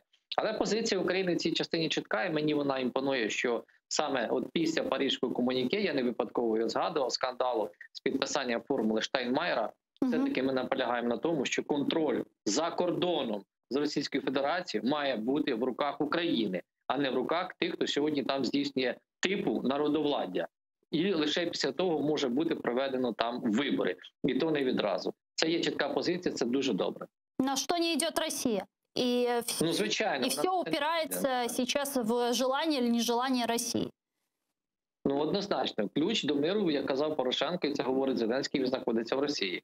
Але не лише одна Україна зможе це питання вирішити. Я не випадково говорив, коли коментував резолюції Європейського Союзу і згадував США, що деякі інші, якісь інші мають бути інструменти тиску на Росію. Ви дуже правильно, слушно зауважили стосовно секторальних санкцій.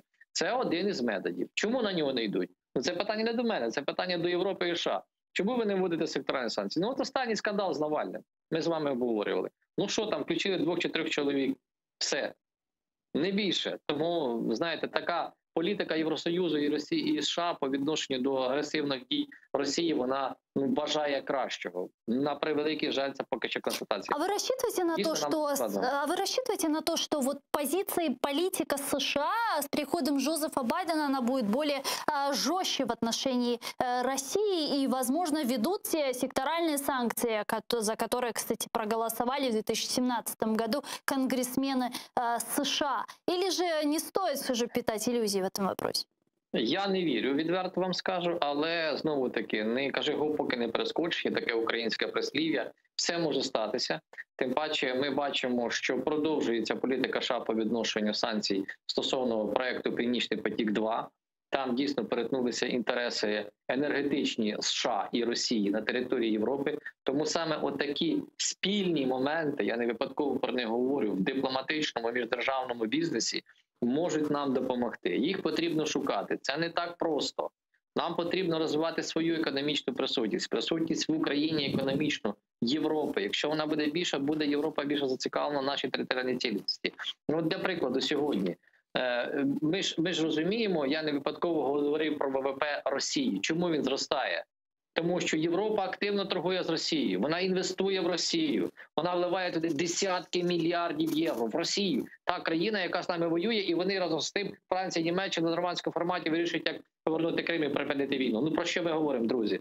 Це реальні, очевидні речі. Якщо дипломати не мають права, не можуть цього говорити, то принаймні я можу про це сказати, бо мені простіше, я з ними не спілкуюся. Але це те, що ми можемо розуміти. Коли це зміниться? Я не готовий вам відповісти. Вы упомянули «Северный поток-2». США и впредь будут вводить санкции против компаний, если те будут привлечены к строительству российского газопровода. Об этом сообщил пресс-секретарь Госдепа США Нед Прайс. Вот его цитата. Ми продовжуватимемо оцінювати діяльність, що триває в регіоні. Якщо ця діяльність відповідатиме критеріям для запровадження санкцій, то я не маю сумнівів, і у вас не повинно бути сумнівів, що нинішня адміністрація дотримуватиметься закону. Сергій Фурса, експерт з міжнародних і фінансових питань, колумніст, інвестиційний банкір. Зараз з нами на прямому зв'язку. Пане Сергію, вітаю вас. Селям алейкум. Добрий вечір.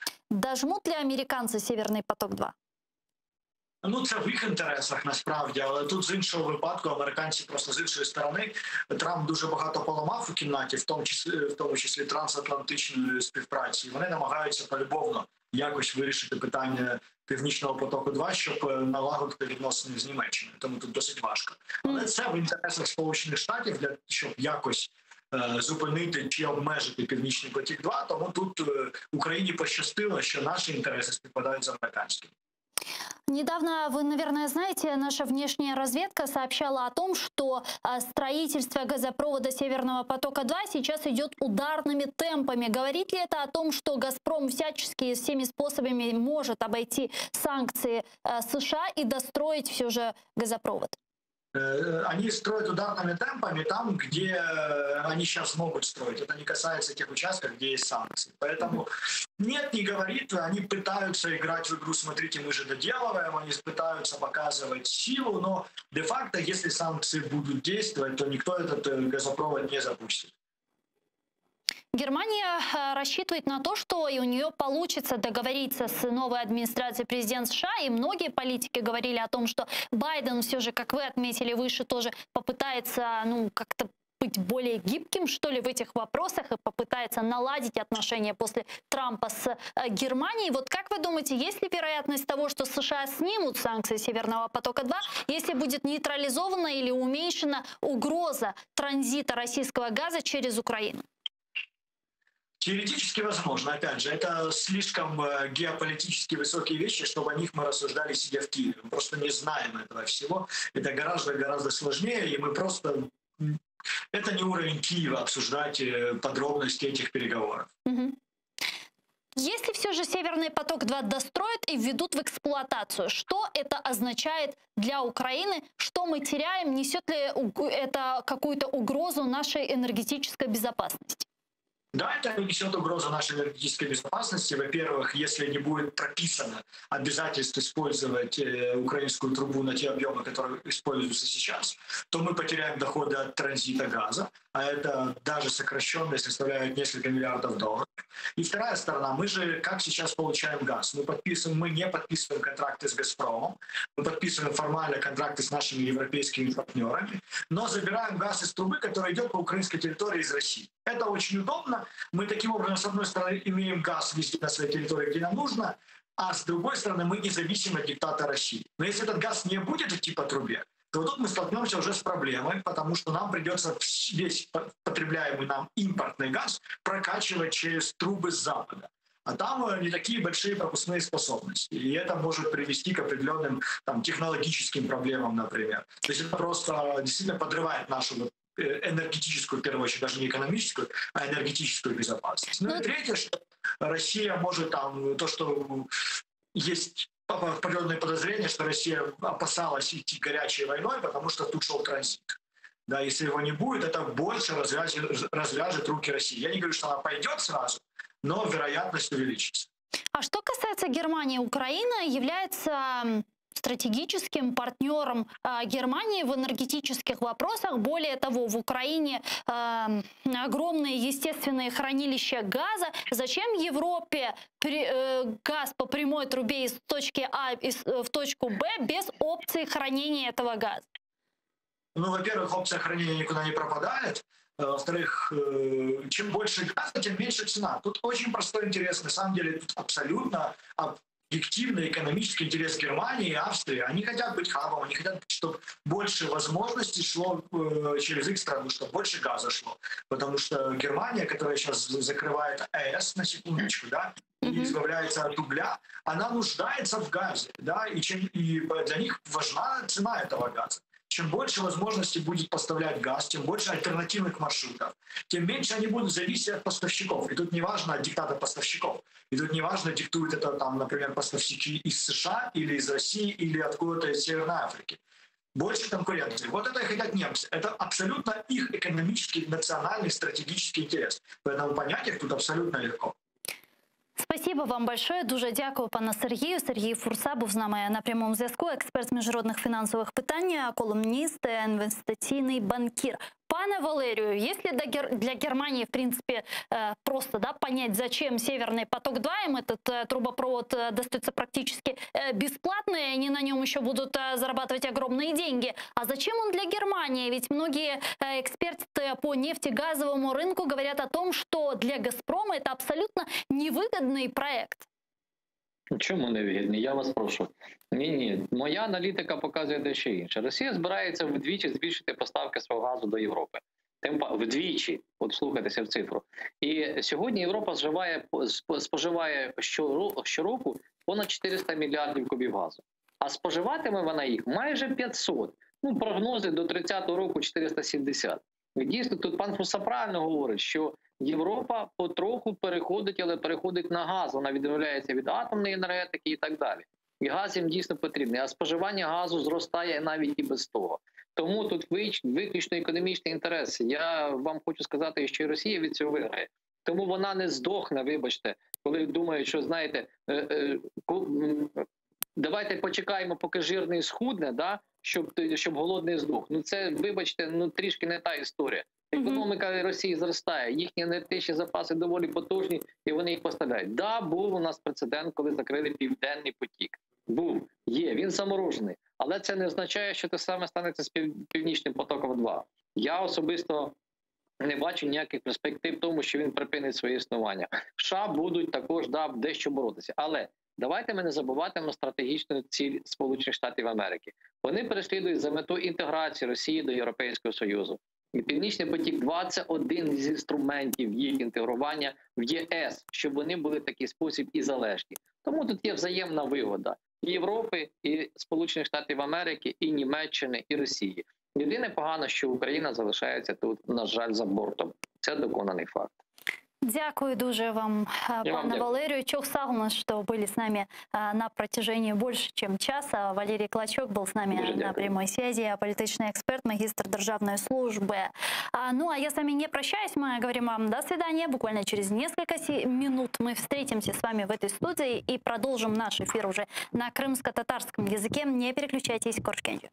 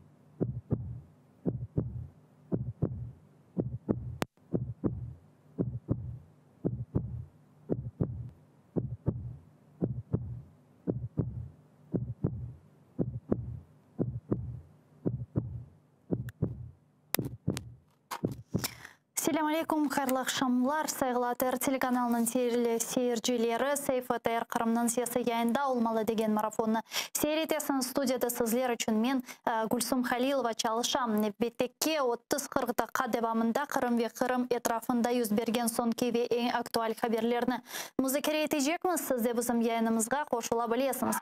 Экранларыңызға режиссерларымыз телефон номерасына тақдим етте, оның вастысылы студиямызға телефон açıp suallerinizni seslendirmege imkanınız var. Менше шымды яйыныма Роман Спиридоновны бағламаға істейм. О бізле жанлы бағдаз Ньюзрумдан ве сонке хаберлер ақында тариф етмеге азыр. Рома, селям алейкум, буйр. Алейкум селям, Гульсум. Сегодня мы обратили внимание на такие новости. В стратегию деоккупации и реинтеграции временно оккупированного Крыма не включен ряд принципиальных предложений Меджлиса. Об этом заявил председатель представительного органа крымских татар Рифат Чубаров на своей странице в Facebook. Он написал о том, что приветствует появление самой стратегии, но отметил, что в СНБО не учли предложения, касающиеся права на самоопределение крымско-татарского народа на своей родине и определение статуса как национально-территориальной автономии. Секретарь СНБО Алексей Данилов лишь пообещал, что все предложенное Меджлисом возьмет в работу Кабмин при разработке плана мероприятий по реализации этой стратегии. Кроме позиции председателя Меджлиса, мы собрали мнение о документе тех, кто имеет к нему отношение, кто имеет отношение к Крыму и занимается его деоккупацией. Об этом подробнее мы будем говорить в нашем выпуске новостей «Заман». В прокуратуре АРК Севастополя открыли уголовное производство по факту проведения 11 марта оккупационными силовиками обысков у свидетелей Иеговы в Ялте. Производство открыто по статье «Нарушение неприкосновенности жилища». За это предусмотрено наказание в виде лишения свободы на срок до 5 лет. Незаконные обыски прошли как минимум в 9 домах свидетелей Иеговы. Одного из них оккупанты задержали и обвинили в финансировании экстремистской деятельности. YouTube установил предупреждение и начал маркировать российский пропагандистский фильм «Крым. Путь на родину» как неприемлемое или оскорбительное видео. При попытке посмотреть фильм появляется предупреждение, которое может быть различным в зависимости от браузера. Пропагандистский фильм «Крым. Путь на родину» Андрея Кондрашова впервые показали в марте 2015 года на телеканале «Россия-24».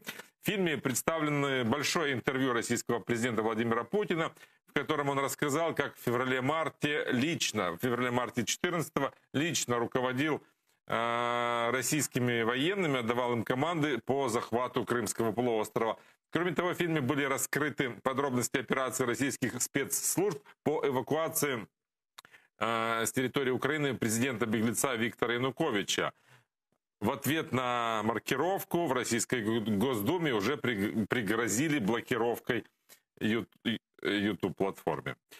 В оккупированном Крыму зафиксировали 99 новых случаев COVID-19, 62 в Симферополе и 37 в Севастополе. 9 человек скончались. Это люди из зоны риска в возрасте от 51 года до 92 лет. Вот о таких новостях и не только мы будем говорить сегодня в наших выпусках. Не пропустите. Гульсом.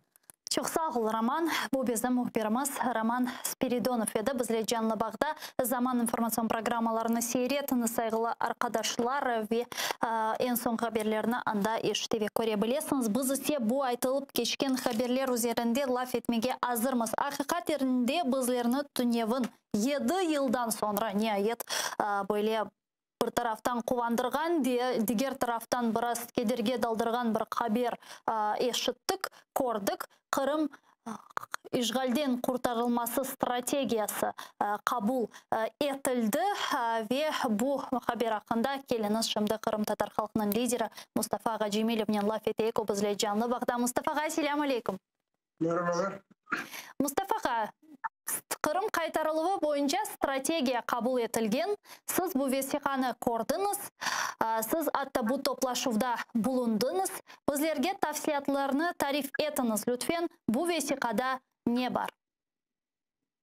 Gerçekten de bu sene Kırım işgalden kurtarmak için devlet tarafından bayağı adımlar yapıldı. Birinci olarak bu Kırım platformu yaratılması, Son bizim Dışişleri Bakanlığı'nın çeşitli görüşmeleri, ziyaretleri neticede Ağustos'un 23'inde zirve toplantısını planlaştırırız. Ama ne kadar devlet anda iştirak edecek, nasıl seviyede o da tam belli değil. Umut ediyoruz ki büyük liderler onda iştirak edecekler. Ve onun elbette neticeleri Kırım'ın işgali için müspet olacaktır. İkinciden bu dönem olup geçen şey Kırım'ın işgali kurtarma devletin stratejisi bakımında. Biz o projeyi evvelden rica ettik, bize verdiler. Biz özümüzün bazı tekliflerimizi verdik. Esas olarak onda Kırım Tatar faktörünü kırsetmeye çalıştık. Ve en önemlisi Kırım Otonom Cumhuriyeti'nin formatını değiştirme konusunda bazı önemelerimiz, tekliflerimiz var idi.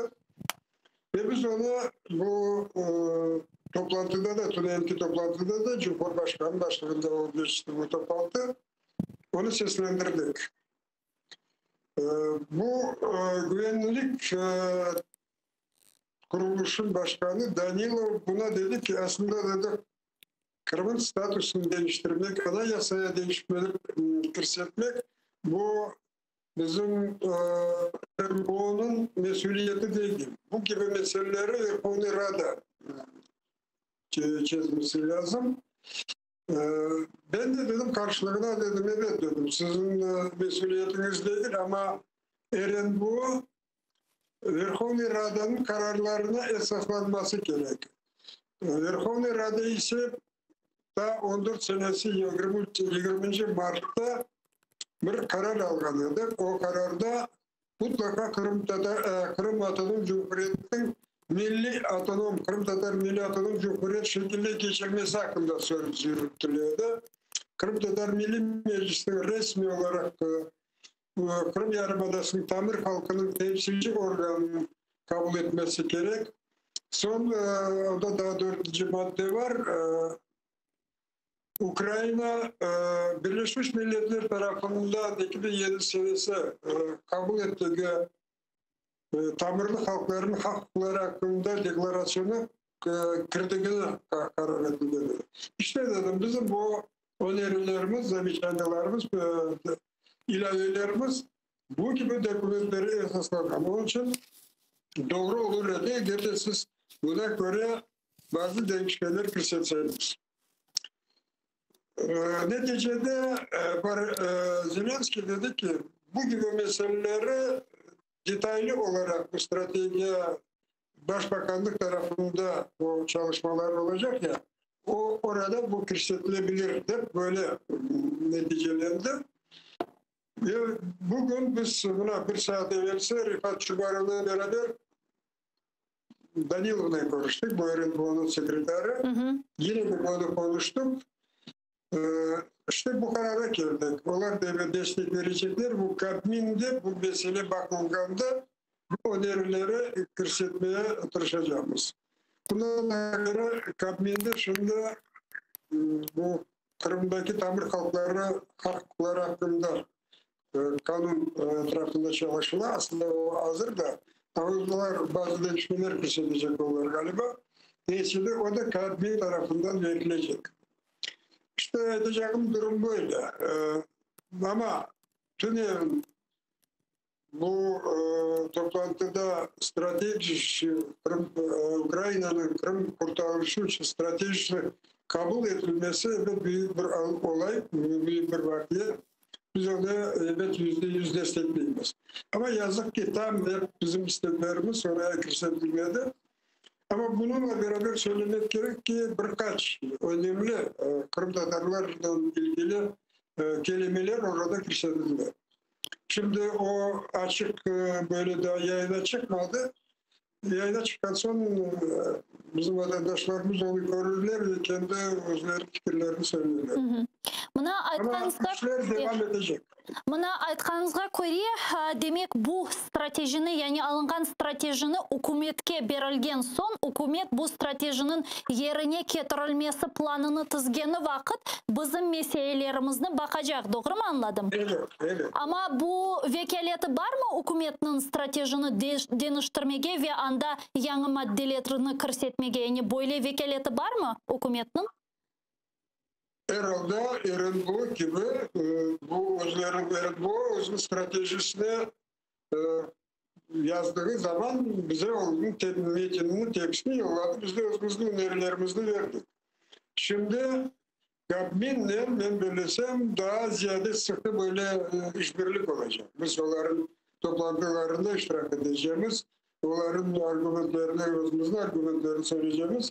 Yani ben aytmayayım ki biz %100 dediğimiz orada küçük olarak ama bayağı işler yapılacak. Bunun beraberlikte bizim meselelerimizden gayrı bu stratejiye daha nasıl mühim maddeler kirsetildi? Sizin fikrinizce Rifat Ağa'nın özünün Facebook sayfasında yazganına göre bu strateji 5 yılga yazılgan. Buna 5 yıl içerisinde stratejinin yerine getirilmesi ve Kırım'ın kaytarılmasına umutlar besleysiniz mi? İnşallah daha önce olur. Çünkü olaylar şimdi öyle gitti ki Rusya'nın yarını ne olacağı tek belli değil. Ama Kırım ne zamanda olsa mutlaka kaydacağı, işgal kurtaracağı bu kesin. Onda da bir madde var. Biz onu daha keskin şekilde yazılmasını teklif etkenledik. Onlar da diyorlar ki bu proje değil artık kabul edilen stratejide diyor böyle kelimeler var. Kırım Yarımadası'nda işgalden sonra bütün asıl bir yapılan anlaşmalar ya da alınan kararlar hiçbir hukuki temeli yok. Yani bunlar iptal edilecek. Demek ki mesela oradaki Rusya'daki gelen insanlar toprak alırlar, bir şeyler satın alırlar. Eğer bu yapılan şeyler Ukrayna bakımından, kanunu bakımından bu sıfır. Biz onu kabul etmeyecek. Ama biz özümüzün teklifimizde Kırım işgalden sonra Rusya'da getirilen insanlar derhal terk edilmesi gerek. Yani Kırım'da kovulması gerek konusunda biz kelimeler kirsetilmedi. Bugün Danilov'la konuştuğumuz zaman dedi ki biz yazdığımız aynı şey. Madem ki biz onların anlaşmalarını kabul etmeyimiz, demek ki onlar mutlaka öz topraklarına gitmek zorunda kalırlar. Ama gitmezden önce elbette burada ceza meselesi var. Bu insanlar Ukrayna'nın kanunlarını zedeleyip bizim toprağımıza girdiler. Bunun için de Ukrayna'nın ceza kanununda gerekli maddeler var. Bazı yerlerde ştraf olur, bazı yerlerde hapis. Yani bu cezanı aldıktan sonra evet vatanlarına kaydırmaya imkan olacaktır. Yaptırımlar ile bağlı bir madde var mı Mustafa Ağa? Sanksiyalar ile bağlı maddeler neden ibaret? Maddeler anda çok şeyler var. Ben şimdi sıra edecek olsam o büyük bir madde ama birçok yerde anda Kırım Tatar halkının ihtiyaçlarının arada karşılamak, konu kültürel, siyasi, sosyal meseleleri çözülmesi gerek konusunda maddelerde hep var bu kelimeler. Ne vakit sizin fikriniz, yani biz endi görebileceğimiz bu açık metni, yani ne vakit bu olacak? Nasıl? Neyi? Stratejinin metnini görmege ne vakit imkanımız olacak bizler? Böylesin yakın zamanlarda olur. Şimdi onlar bazı redaksiyon anda mesela bu müzakere gittiği zaman anda başında yazılar. Bu strateji Kırım Tatar Milli Meclisi'yle beraber Rifat Çuvarov, Mustafa Cemilov'la beraber işlerim çıkarıldı diyen maddede anda bazı insanlar dediler ki bana bizim de koşunuz, bizim de böyle bimelerimiz, teşkilatlarımız iştirak etti. Yani redaksiyon çalışmalar olacak onda. Böyle ama yakın zamanlarda ben böylesine o metni göreceğiz. Иншалла, көріп оқымаға ве ватандашларымызға да тәфсиятлы анлатмаға да естер едік. Мына Мустафаға бұл тамыр халықлар қануныны үкіметнің Украина юқары шурасына, парламентосына чықара білеме ихтималы ақында айтып кечтіңіз. Біраз тәфсиятлы же бұл меселеде тоқтамаға істер едім. Сіздің фікіріңіз же бұл не вақыт олажақ, не вақыт үкімет парламентоға тақзим етежек бұл тамыр халықлар ле қанун лейқасыны ве менің аңымлағаныма көре о бұл үш қанун лейқасындан айырылып тақзим етелі ya da ayrı bir leyhamın tizileyecek şimdi? Bu tamir halkların hak hukukları konusunda kanun kabul edilse büyük bir adım aslında. Ondan sonra elbet Kırım'da da halkının statüsü konusunda kanun. Bunun da elbet bu toponimika hakkında belki onu da devlet kabin tarafından teklif etmesine rica edeceğimiz. Ve üçüncüsü en önemlisi evet Ukrayna'nın anayasasına gerekli değişmeler kesildi. Bu kanun anda şimdi onun etrafında çalıştıkları ve bu kanunlar mutlaka kabul edilmesi gerektiği hakkında kabinin adamları da bakın bu deokupasya bakanlığı tarafından da onun rejim halinde yakın zamanlarda internette bu basına çıkıp onu da söyledi. Onun için böyle kanun projesi kabin tarafından teklif edeceğinden eminiz.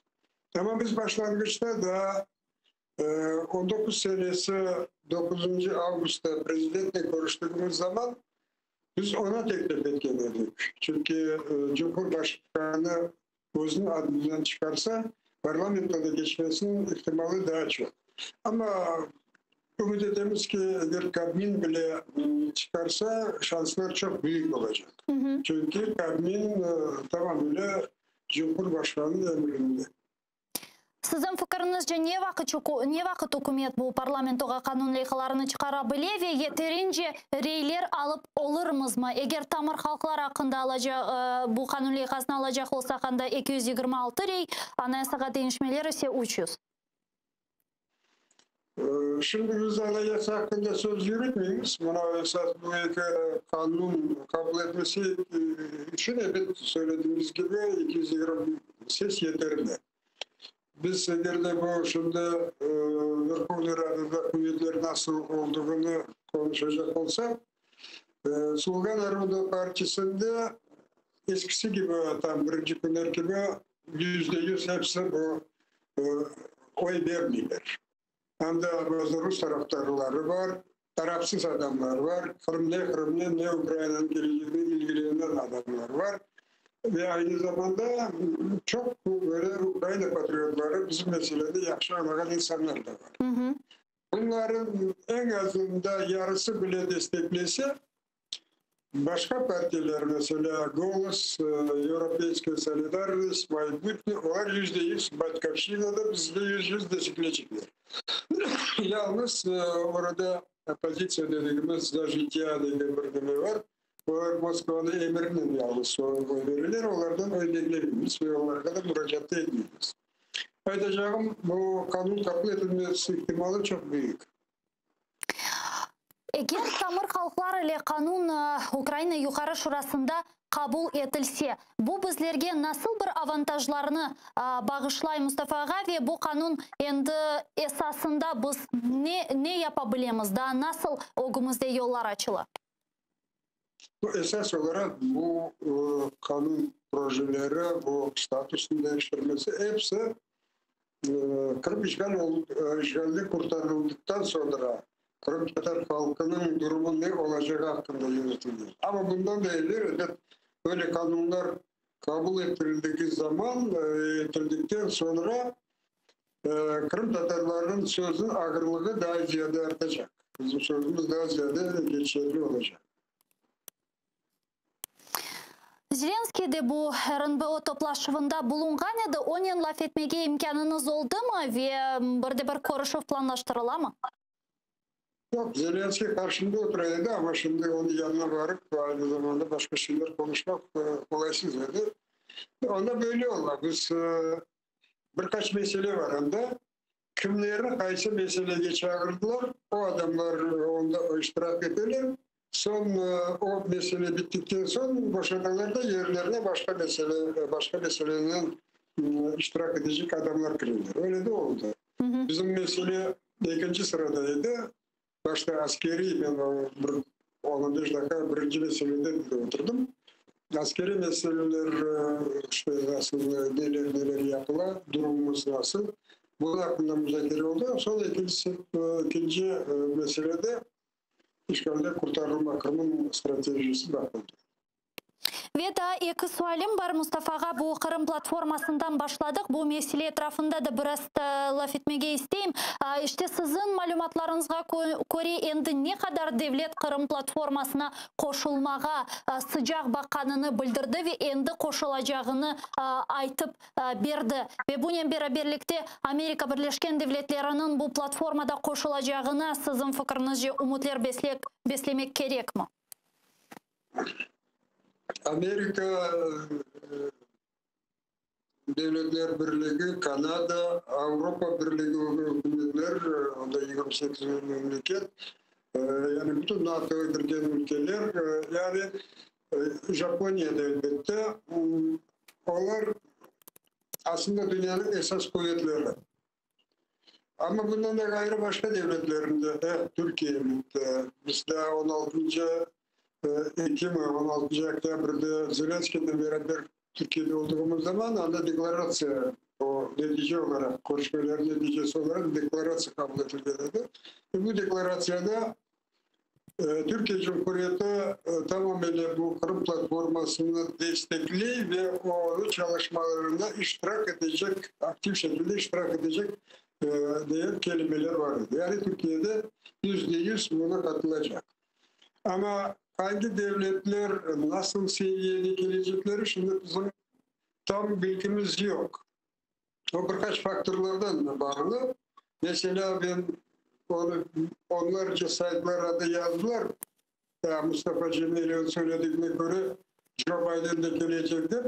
Ama bu yalnız ihtimal.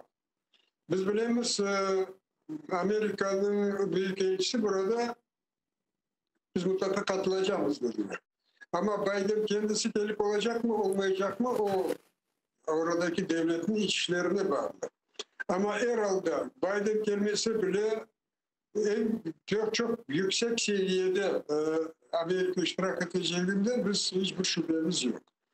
Baltık ülkeleri onlar mutlaka en yüksek seviyede iştirak edecekler. Yakın zamanlarda bu Çek Cumhuriyeti'nin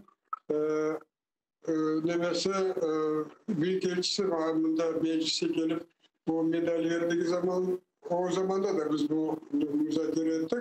Ve şaka olarak ona dedim ki sakın dedim Allah özünüzün bu çerçeve prezidentinizi yollamanız. Çok Putin'in dostu. O da güldü dedi. Aslında o Çek Cumhuriyeti'nde en büyük etkisi olan premier-ministr. O premier-ministr'in kelimesini çalışacağız ama bilirsiniz tam o günlerde bizim seçimlerimiz var dedi. Belki böyle sebeplerden dolayı başbakan gelip olmasa en azından onun muavini ya da daha böyle bir yüksek seviyede adamı mutlaka yollayacağız dediler. Aytmak istediğim o zirve toplantısında Cumhurbaşkanı ya da en büyük o devletin Cumhur Reisi gelecek mi gelmeyecek mi çok önemli değil. Madem ki devlet orada iştirak eder ki de adamın yollayanlar demek bu devlet bizim platformumuzu destekli ve bizim platformumuzun tarafından kabul etmiş olduğu kararları yerine getirmeye çalışacak. Ama nasıl kararlar alıp olacağımız o da şimdi belli değil. Şimdi yalnız bu proyekt var, deklarasyon işte bu platformun deklarasyası. Esas madde anda bu toplangan Kırım platformunda toplangan devletler hiçbir şekilde hiç zaman Kırım'ın işgalini kabul etmeyecekler. Ve bunu kurtarıcısı için elinde geleceklerini yapacaklar manada böyle kelimeler var. Вес сонки Мустафаға мына Түркияны айтып кештік те, кеченлері сізде белки ешіткендірсіңіз бұл Песковның чықышта болуынывыны айтқанына көре, іште біз Түркияның Қырымыле бағлы тұтымыны қабыл етмейміз ве еминміз ке күн кележек Түркия Русияның ақлы олғаныны аңлайжақ деп айтты. Песков бұл жесаретіні қайдан аласызын фікіріңізші? İşte söyleydi, o beklentileri direkt 100 yıl devam edecektir. Öyle fırsat olacağını hiçbir ben böyle tahmin etmeyeyim. Çünkü orada aslında evet Türkiye, Rusya'nın ekonomik bağları çok ama Recep Tayyip Erdoğan söylediği gibi onu birkaç kere tekrarladı bu. Siyaset bir, ekonomi başka. Ekonomi meselelerimiz biz beraber işbirlik yapabiliriz. Ticaret yapabiliriz. Ama siyasi meselelerde, Kırım meselelerinde bizim görüşümüz böyle. Biz Kırım işgalini kabul etmedik, etmeyimiz ve hiç zaman kabul etmeyeceğimiz diye böyle sözleri oldu. Recep Tayyip Erdoğan'ın yerine başka bir cumhurbaşkanı gelecek de o Rusya'nın isteklerini kabul edecek. Buna büyük ihtimal vermiyorum.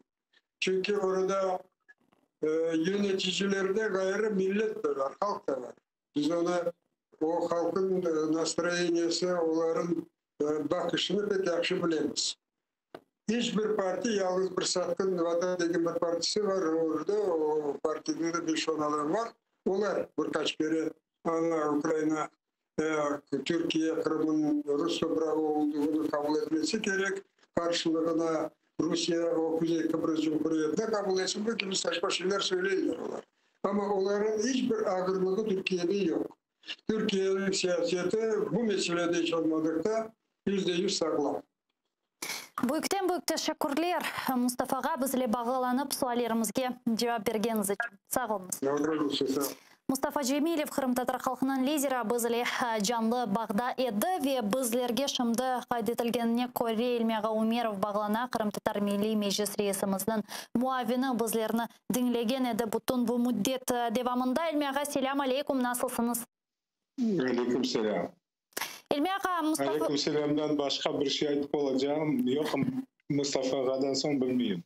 Elbette aytıp olursa sizin fikirleriniz bizler için çok kıymetli. Buna sizi eşittiniz bizim subetimizde. Demek bu Kırım stratejiyası kabul etilgeni vesikası hakkında laf ettik.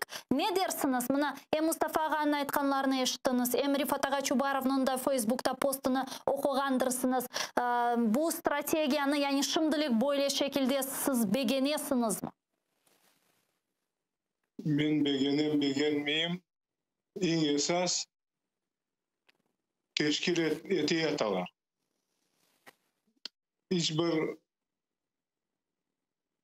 Birkaç ay verse beklenmegen bir şey olayata. Platforma hakkında laf etip başladılar. Til hakkında stratejiyanı kabul ettiler.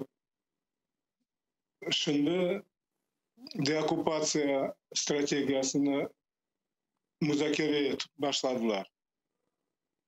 Bizim isteklerimizni hepsini koşmagan olsalar bile çalışıp başlaganlar da ise. Ben belesem birkaç kelimeler Rifat men Mustafa Ağa ile koşup olurlar. En esas biz için bu stratejiyaga Kırım'ın statusunu değiştirmek meselesi var. Ama 300 rey olmak borçlu. Ve daha 2 tane закон про коренные народы ve закон о статусе крымско-татарского народа.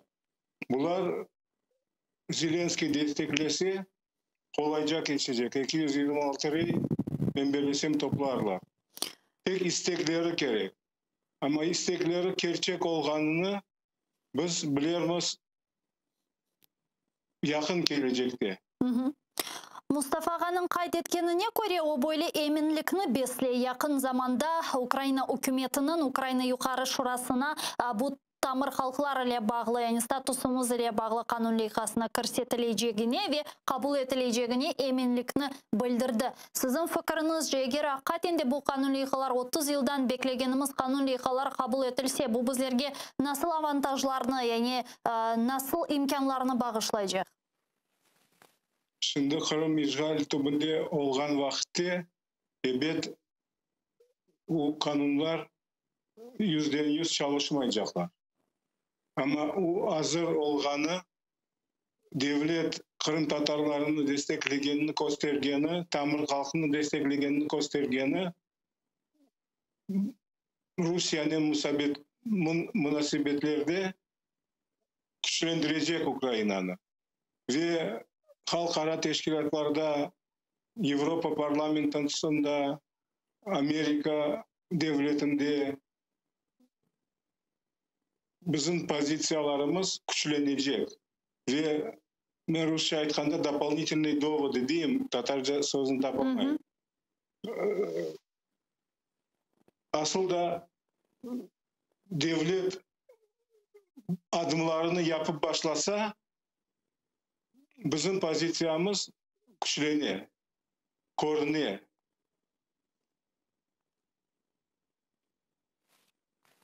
Бұл стратегия, яғни қабыл етілген стратегия 5 жылға шымды қабыл етілді. Насыл тұшынесіз? 5 жылдан sonra бұл стратегияны девам етмек заруреті olacak mı ya da бұл стратегия бұл 5 жылық içerisinde yerine getirilebilir? Ben fal bakmak istemeyeyim. Ama istegim var 5 yıldan daha evvel olmasını. İlle tarihte bir şeyler ola. Herkesin aklında var nasıl Sovet Birliği şunun içinde yeryüzünden silinip gitti. Kimin akıllı gelecek ya da 2 ay evvel sual versen kimsenin aklına gelmeyecek şey olup geçti. Buna oşaran bir şey olsa Ukrayna Kırım'ın kabul etmeye hazır olmak gerek. Bu şimdi müzakere edilen stratejiyanı bir kısmı tek bizge gösterilecek. İkinci kısmı sekretный. Gizli. Gizli şekilde çalışacaklar. Ama bu açık kısmında stratejiyanı, siyaseti bizge kelişken dayın olsa, demek ana gizli soyda Ukraynaga kelişken dayın kabul etmek borçlular. Bir gün içinde imkan olgan vakitte, imkan yaratılgan vakitte, bir günün içinde Kırım'a kırıp kalmağa imkan yaratmak gerek Ukrayna. O kadarlık hazır olmasa joymak mümkün. Rusya tarkalıp gider, Kırım'da Ukrayna'nın elinden gitmek mümkün. Çok sağ olun Silmiyaga, bizle bağlanıp suallerimizge cevap bergeniz için. Büyükten büyük teşekkürler. Elmi Umerov, Kırım Tatar Milli Meclis Reisimizin muavini bizle canlı bağdaydı. Saygılar arkadaşlar, men ise bu bolikni yekunlemek mecburiyetindeyim. Fakat siz ATR telekanalının yayınından ayrılmanız birkaç dakikadan sonra sizlerine Zaman informasyon programmasını selamlayacak ve sizlerge sonki ve en meraklı haberlerini tarif edecektir. Sonra men bu studiyaga qaytacağım ve musafirlerimizden muhim, gerekli Kırım etrafında özbergen sonki haberlerini laf edecekmiz. ATR ile olunuz görüşkence.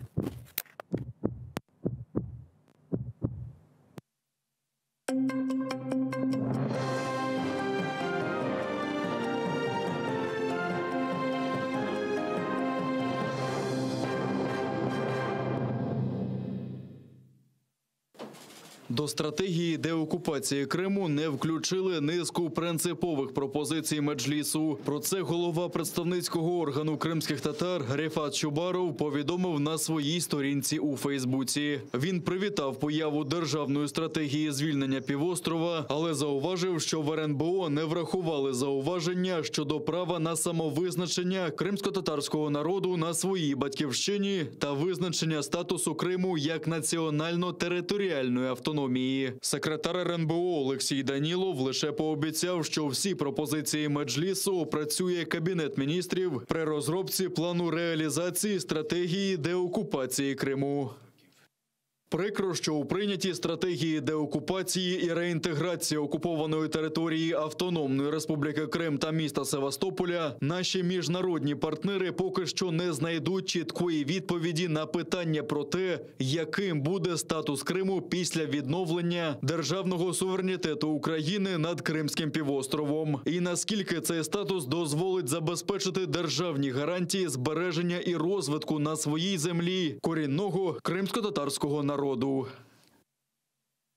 Відкрита частина плану ще не опублікована, але міністр закордонних справ Дмитро Кулеба називає стратегію чітким сигналом до західних партнерів. А керівник Центру журналістських розслідувань Валентина Цамар вважає документ важливим кроком, але який потребує доопрацювання. На жаль, найбільш вразливими знову рецидивно проявились моменти, які сприяли окупації Криму. Так, спостерігаємо відсутність чіткої позиції щодо статусу кримсько-татарського народу і форми автономії після деокупації. Крім того, щодо економічної політики. Колишній заступник представника президента в Криму Ізет Гданов називає стратегію авантюрою та не вірить в бажання влади звільняти окупований півострів. Цікаво. Закриття телеканалу АТР у відкритій частині стратегії деокупації Криму або в таємній? Очільник Інституту стратегічних чорноморських досліджень Андрій Клименко закликав читати план між рядків і дивується, чому документ розробили тільки на 8-му році війни. Тої ж думки і заступниця постійного представника президента в Криму Таміла Ташева. Звичайно, що буде опубліковано все, крім розділу чи пунктів під грифом «таємно». Крім того, навіть опубліковану частину треба буде вміти читати між рядків. І тому не треба чекати, що буде опубліковано покроковий план, як ми будемо повертати Крим. Але процес пішов. Пішов непогано. Можете повірити на слово. Мені досі цікаво, чому не підписувався в попередні роки указ по Дню спротиву 26 лютого. Не було створено Кримську платформу та розвиток та підтримку кримсько-татарської мови. Не було затверджено публічної стратегії деокупації Автономної Республіки Крим та міста Севастополя. Прокуратура Автономної Республіки Крим і Севастополя почала кримінальне провадження за фактом облави окупантів у свідків Єгови в Ялті. Справу відкрито за фактом порушення недоторканності житла, бо незаконні обшуки відбулися щонайменше в 9 оселях членів цієї релігійної організації. За це передбачено покарання у вигляді позбавлення волі терміном до 5 років. Одного з затриманих окупанти звинуватили у фінансуванні екстремістської діяльності. Буцімто чоловік збирав кошти для свідків Єгови. З початку окупації півострова діяльність релігійної організації «Свідки Єгови» в Криму була незаконно заборонена. Її прихильники не мають права на зібрання і піддаються систематичним незаконним кримінальним переслідуванням.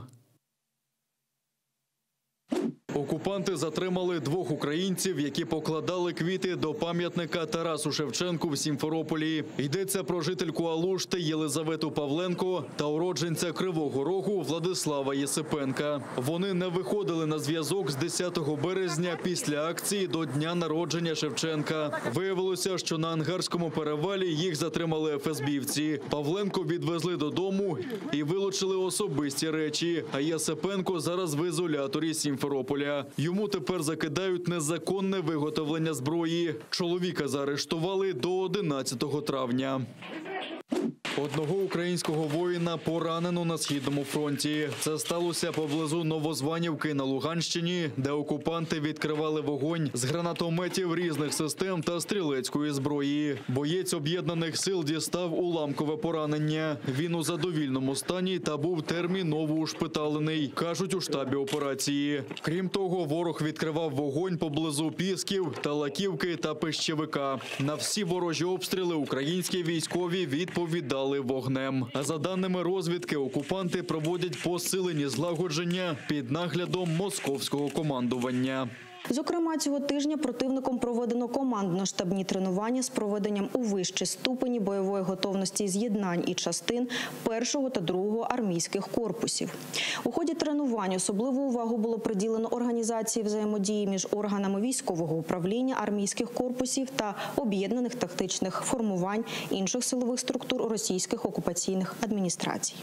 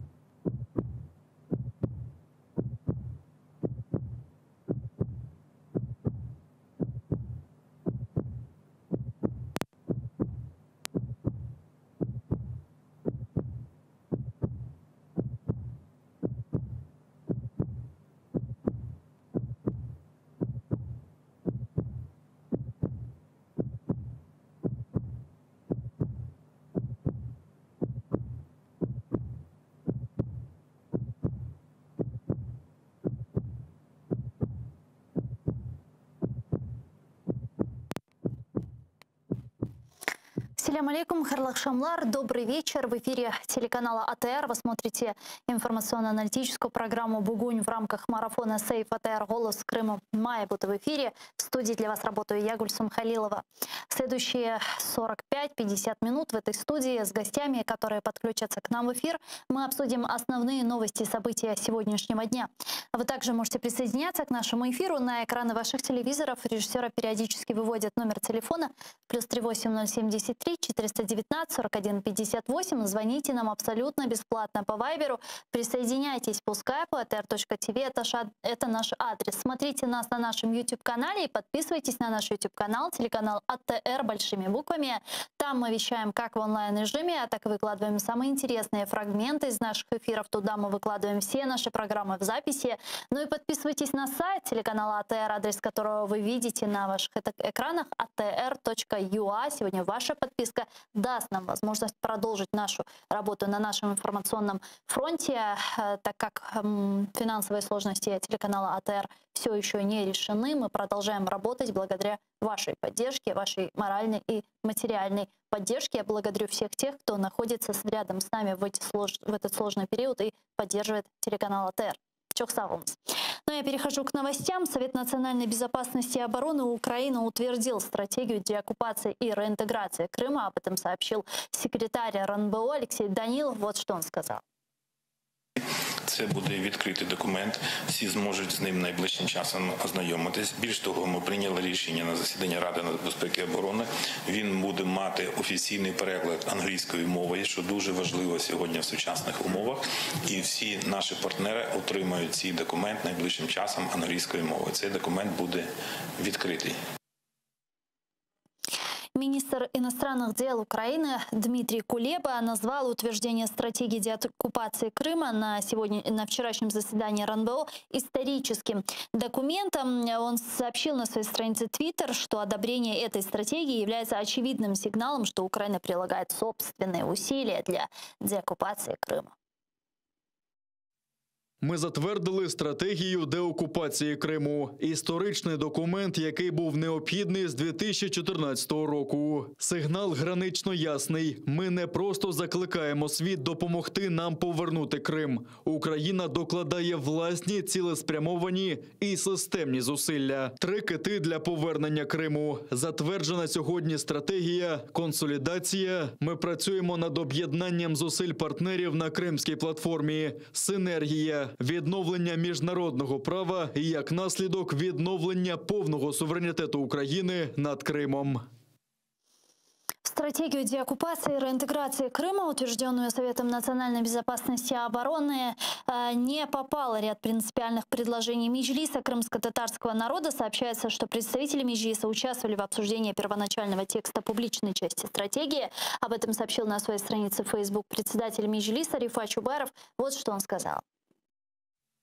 Прикро, що у прийнятій стратегії деокупації і реінтеграції окупованої території Автономної Республіки Крим та міста Севастополя наші міжнародні партнери поки що не знайдуть чіткої відповіді на питання про те, яким буде статус Криму після відновлення державного суверенітету України над Кримським півостровом. І наскільки цей статус дозволить забезпечити державні гарантії збереження і розвитку на своїй землі корінного кримсько-татарського народу. Зараз з нами на прямому зв'язку Петро Охотін, політичний аналітик і політтехнолог. Пане Петро, вітаю вас, селям алейкум. Доброго дня, салам алейкум. Пане Петро, ну что ж, спустя 7 лет наконец-то приняли стратегию по деоккупации, реинтеграции оккупированного полуострова Крым. Как вам и что, по-вашему, должна включать в себя эта стратегия? Мы говорим сегодня об этом, так как, к сожалению, до сих пор в публичном доступе ее нет. Ну, из того, что проникало в экспертную среду и о чем говорили журналисты, сейчас один из основных вопросов о том, будет ли в этой стратегии право крымских татар на самоопределение или нет. И много копий бьется об этом. Я сам жду выхода этого документа, чтобы понять, что там прописано и как это будет. Тем не менее, то, что стратегия принята, и у нас уже будет документ, по которому можно замерять политику Украины относительно Крыма, это большой плюс. Потому что пока такой стратегии не было точек отсчета. Что идет, куда идем, что мы движемся, и как, собственно, измерять эффективность возвращения Крыма. Я думаю, что в стратегии точно должно быть указано, как Украина может контролировать ресурсы, нужные для Крыма. В частности, должен быть пункт о том, пускаем мы воду в Крым или нет. И это должно быть утверждено на бумаге. Во-вторых, я думаю, что должна быть стратегия поддержки тех украинцев и крымских татар, которые хотят возвратиться в Украину и на которых будет опираться Украина, и когда Крым вернут. Ну и мне кажется, что очень важно, чтобы в этой стратегии, и я буду следить, чтобы это было, была прописана роль общественных организаций на материковой Украине. В частности, мы знаем, что есть как инициативы самих волонтеров, во многом это представители крымско-татарского народа, так и есть инициативы на местном самоуправлении. Например, организация «Крымцы Украина», точнее коммунальное предприятие «Крымцы Украина», которое создал Киевсовет по инициативе Вадима Васильчука и ряда депутатов партии «Голос». По поводу статуса крымско-татарского народа, закона о коренных народах и ряда очень важных принципиальных предложений Меджлиса крымско-татарского народа, как сообщил Рифат Чубаров и только что лидер крымско-татарского народа Мустафа Джемилев, к сожалению, вот эти вопросы не вошли в утвержденную Советом национальной безопасности и обороны стратегии. Хотя есть такая ремарочка, сказано, что секретарь РНБО Алексей Данилов сказал, что предложение Меджлиса может учесть Кабмин при разработке мер по реализации этой стратегии. Это возможно? У Кабмина есть такие полномочия менять и вносить изменения и вносить, собственно, вот эти вопросы уже во время разработки плана реализации этой стратегии? Ну, если стратегия еще не утверждена, и вот эти правки будут приниматься, и если там в переходных положениях указана такая процедура, то, конечно, да. Просто не имея перед глазами документа и не видя, что в переходных положениях написано, точно утверждать я, к сожалению, не могу. Ну и мне бы хотелось, чтобы эта принятая стратегия не вызывала споров министерства по оккупированным территориям, других министерств, а, собственно, была такой белой книгой, такой себе дорожной картой для всех других. Давайте подключим сейчас к нашей беседе Изета Гданова, экс-заместителя постоянного представителя президента в Автономной Республике Крым, который с нами сейчас на прямой связи. Изета, ассаляму алейкум. Алейкум, добрый вечер. Да, Изетбей, ну что ж, 7 лет мы ждали стратегию по деоккупации и реинтеграции Крыма, и наконец-то секретарь РНБО сообщил о том, что ее приняли. Что скажете? Ну, з цього питання я хочу сказати, що ми вже бачили законопроект по перехідному періоду. Там є назви такі, які ми чекали, і дійсно вони давно потрібні до прийняти ці документи стратегічного плану. Але самого наповнення зараз я не можу коментувати, тому що я не ознайомився з повним текстом цього документу, але можу сказати, на прикладі цього самого перехідного періоду, це настільки сильний документ, що його не треба навіть носити зміни, треба переробляти, щоб така не була стратегія. Дійсно, там не були враховані позиції корінного народу, які були запропоновані Меджлісом кримськотатарського народу як представницьким органам, не були враховані. І взагалі були розроблені, я так розумію, без корінного народу. Це дуже погано. Ну, как сообщил Рифат Чубаров на своей странице в Facebook, Меджлис предлагал включить в стратегию, значит, вопрос о реализации неотъемлемого права на самоопределение крымско-татарского народа в составе суверенного и независимого украинского государства, что, к сожалению, не было включено. Как вы думаете, почему? И есть ли у правительства такие полномочия, как сказал секретарь РНБО, потом во время уже разработки плана по реализации этой стратегии вносить эти изменения? Я вважаю, що Кабінет міністрів України як орган виконавчої влади більше повинен бути направлений на реалізацію цієї стратегії, а не на визначення політичних та стратегічних цілей. Саме для деокупації Кримського півострова, саме для наших міжнародних партнерів треба було визначитися з безпосередньо з Кримсько-татарської національної територіальної автономії у складі України, треба визначитися зі статусом кримсько-татарського народу. Саме ці позиції посилять нас на міжнародному рівні, які дозволять швидше деокупувати нашу територію. А ці питання були не враховані, на жаль. Вы Вы работали...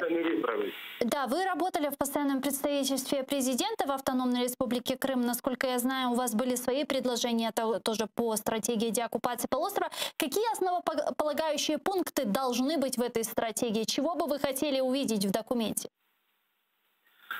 Це комплексний документ. В цьому документі повинні бути визначена саме позиції всіх органів державної влади, дорожна карта дій по підготовці процесу реінтеграції, самої деокупації, зміна чинного законодавства, необхідні положення, зміни в Конституцію в питання Кримського півострова, статусу маю на увазі, визначення з позиціями щодо санкційного тиску на державу-агресора. Там дуже багато питань, це дуже такий великий комплексний документ повинен бути. І його розробити, вони всі кажуть, що він відкритий. А насправді цей документ не може бути відкритий, там дійсно повинна бути відкрита частина, але сама позиція і сам напрямок і багато що буде таємним. Дякую дуже. Дякую дуже. Чохсагл у нас Изет Гданов,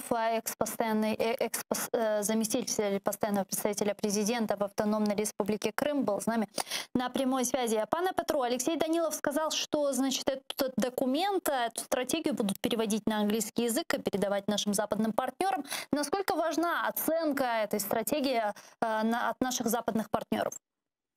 Мне кажется, что перевод стратегий и других публичных документов на английский язык и другие языки, особенно в вопросе Крыма и его международного статуса, это то, что просто было необходимо. Я в свое время работал в Польском правозащитном фонде, и любые отчеты по заключенным, по Сенцову, Кольченко, по тому, чем на самом деле являются добровольческие батальоны, мы переводили на английский, на польский, потому что это наш сосед, который очень чувствителен к этому вопросу, и иногда на испанский и французский.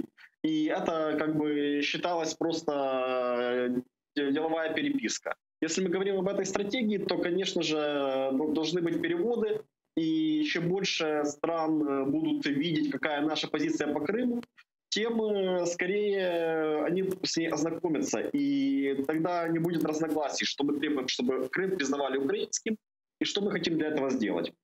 Поэтому я только за то, чтобы был перевод и на английский, и на китайский, так как Китай — это тоже часть Совета Безопасности ООН и достаточно большой геополитический игрок. То есть чем больше граждан смогут ознакомиться с этим документом, тем лучше. Украина должна показывать, мы боремся за Крым. Крым — это Украина. 11 февраля в рамках соглашения об ассоциации Украины с Европейским Союзом европарламентарии приняли резолюцию, вы наверняка знаете о ней и читали, и там в 60-м пункте этой резолюции четко прописаны пожелания для украинской власти от европейских парламентариев. В частности, вот в 60-м пунктом прописана необходимость принятия закона о коренных народах, о статусе Крыма, о внесении изменений в Конституцию Украины, о крымско-татарской национально-территориальной автономии. И здесь мы видим сейчас в стратегии, к сожалению, нет вопроса, каким будет Крым после его деоккупации. Что это будет означать для наших европейских парламентариев и не возникнут ли у них после их пожеланий вопросов по этой стратегии? Смотрите, вопросы по стратегии будут возникать и должны возникать, и в данном случае ничего плохого в том нет, что она кому-то нравится или не нравится. Лично мне то, что упущен факт о том, что крымский народ имеет право на свою автономию, кажется упущением, и, честно говоря, мне очень сложно понять логику, потому что очень часто мы говорим о Крыме и о праве Украины на Крым не только из позиции территорий, но и с точки зрения принципа самоопределения крымских татар. Поэтому я думаю, что дискуссии действительно будут, они имеют место, и я думаю, что те люди, которые разрабатывали документ, должны дать свои объяснения и объяснить, какую логику они включали, когда, собственно, этот пункт опустили. Давайте перейдем к следующим насущным вопросам оккупированного полуострова. В частности, вопрос воды, который вы уже упоминали выше. Там сохраняется критическая ситуация с водой. Вот с появилось такое сообщение от активистов из Белогорска, что верховья Белогорского водохранилища в Крыму остаются маловодными. По словам жителя Белогорского района Ришада Маметова, таяние снега в Крымских горах не повлияло на наполняемость верховья водохранилища. Вот его цитата.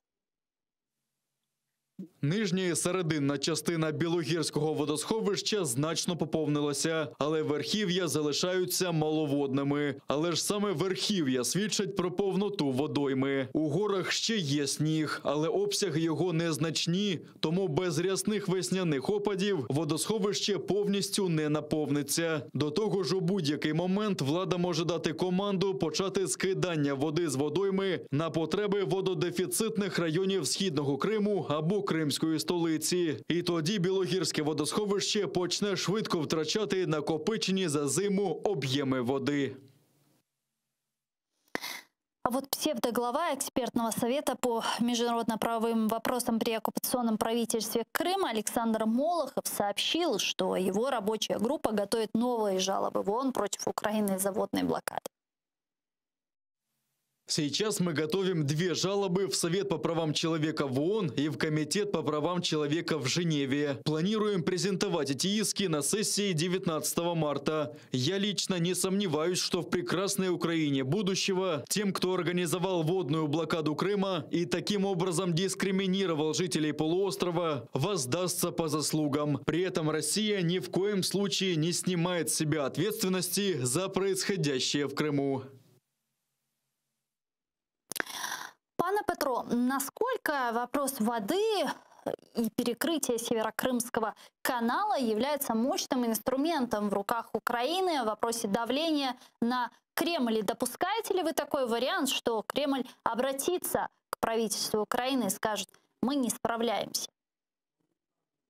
Ну, во-первых, мы должны понимать, что в данном случае вода — это не о правах человека, а это о оборонном ресурсе. И мы видим, что Россия, как страна, которая аннексировала территорию, фактически несет ответственность за своих граждан и должна поставлять воду в нужных объемах. И важен ли этот вопрос, наверное, свидетельствует то, что недавно в СМИ проскакивала информация о том, что Украина на полном серьезе рассматривает возможность военного вторжения Российской Федерации для того, чтобы захватить еще 80 километров территории и, собственно, захватить нужные им ресурсы для того, чтобы пустить воду. Такое реально? И, скорее всего, была информация, что Россия разрабатывает такой план, и это в который раз показывает, что ситуация с водой — это не о правах человека, это о обороне. И пока Российская Федерация тратит деньги, чтобы доставлять пищевую воду, чтобы сохранить сельскохозяйственные культуры, фактически мы наносим ей тогда асимметрический ответ за аннексированную территорию. То есть, пускай извинят все люди, но это сейчас просто часть военного ресурса. Но, тем не менее, остается критическая ситуация с водой в Крыму. Там люди в Белогорском, Бахчисарайском районе, Симферопольском районе ее видят всего лишь 2 раза в день. Вот как вам те меры, которые сегодня предпринимают оккупационные власти, чтобы избежать этого дефицита, и насколько они могут быть долгосрочными, начиная от бурения артезианских скважин, заканчивая инициативой о строительстве опреснительных установок? Я думаю, что если на кого-то и надо жаловаться по защите прав человека, это, конечно же, на правительство Российской Федерации. И когда есть такая ситуация, когда люди просто не могут достать воду, когда власти России должны придумывать какие-то хитрости, и этого ресурса нет, то, наверное, вина все-таки на том государстве, которое привело к этой ситуации, то есть на Российской Федерации. И, конечно же, Украина должна подавать эти жалобы, документировать. Ну и я бы хотел, чтобы все меры, которые делает Российская Федерация по этому вопросу, были ресурсозатратными для российского бюджета и малоэффективными. Но вы видите, они сейчас пытаются апеллировать к международным структурам. А вот, значит, некий Молохов сообщил о том, что они будут обращаться с иском в ООН из-за водной блокады Крыма. Могут ли они там добиться что-то? Я думаю, что могут добиться резолюции о том, что Крым — это Украина, и Российская Федерация сделала факт аннексии чужой территории и нарушила фактически международную безопасность на европейском континенте. То есть пускай подают. пускай подают, то большинство членов из Совета Безопасности ООН, в принципе, признают Крым Украиной. И если этот вопрос будет стоять остро, то ничего плохого в том, что кто-то проявит себя как наш союзник, а кто-то же снимет свою маску и покажет, что он враг. По крайней мере, этот вопрос не будет умалчиваться, и шансов к тому, что Крым просто, история с Крымом просто забудется и будет замолчена, не будет такой ситуации. Давайте перейдем к следующей не менее важной теме. Совет национальной безопасности и обороны поручил проверить, было ли государственной изменой ратификация народными депутатами в 2010 году Харьковских соглашений. Напомню, тогда за них проголосовали 236 народных депутатов. Вчера об этом сообщил секретарь СНБО Алексей Данилов. Вот его прямая речь. У 2008 році Ради нацбезпеки оборони було прийнято рішення, яке заключалося в наступному, що на протязі 2 місяців Кабінет міністрів мав запропонувати законопроект, який урегульовував питання виходу Чорноморського флоту Російської Федерації у 2017 році.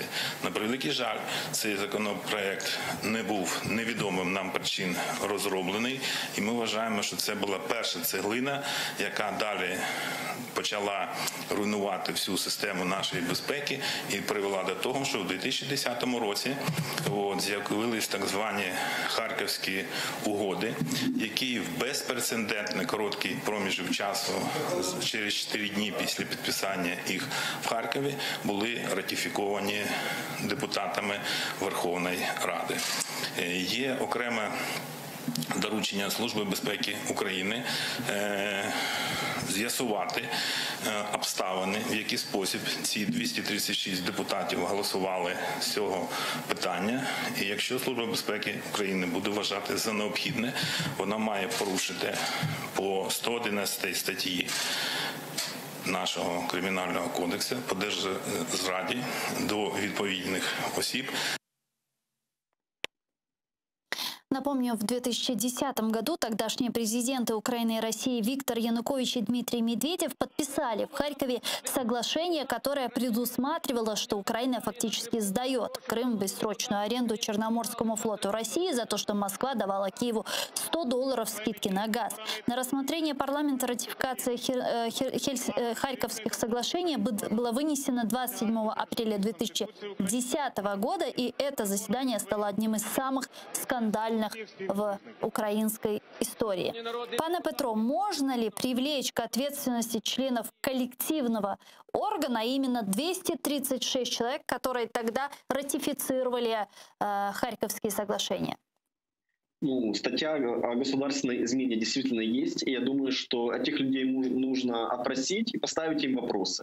Также напомню, что эти договоренности, Харьковские угоды, подписывали действующие президенты того времени, Дмитрий Медведев с российской стороны и Виктор Янукович с украинской стороны. Ратифицировали парламенты. И в данном случае я думаю, что неплохо, что эти люди пройдут проверку, и уже в судебном процессе будет установлено, была госизмена или просто есть коллективная ответственность, партийная дисциплина и еще что-то. Почему важно, что Владимир Зеленский и Данилов подняли этот вопрос, и РНБО также поднял этот вопрос? Потому что именно из-за присутствия российских военных баз, возможно, была аннексия и присутствие так званых «зеленых человечков». Сам Владимир Путин очень часто в своих выступлениях перед западными журналистами так и говорит, что действующая база Российской Федерации, по его словам, которая на законных основаниях пребывала в Крыму, просто могла защитить жителям Крыма как бы их так называемый референдум. Поэтому очень прямая логика проступает из-за того, что не было бы этих ввод, то, скорее всего, Путину не было бы на что ссылаться, мотивируя и защищая свою позицию.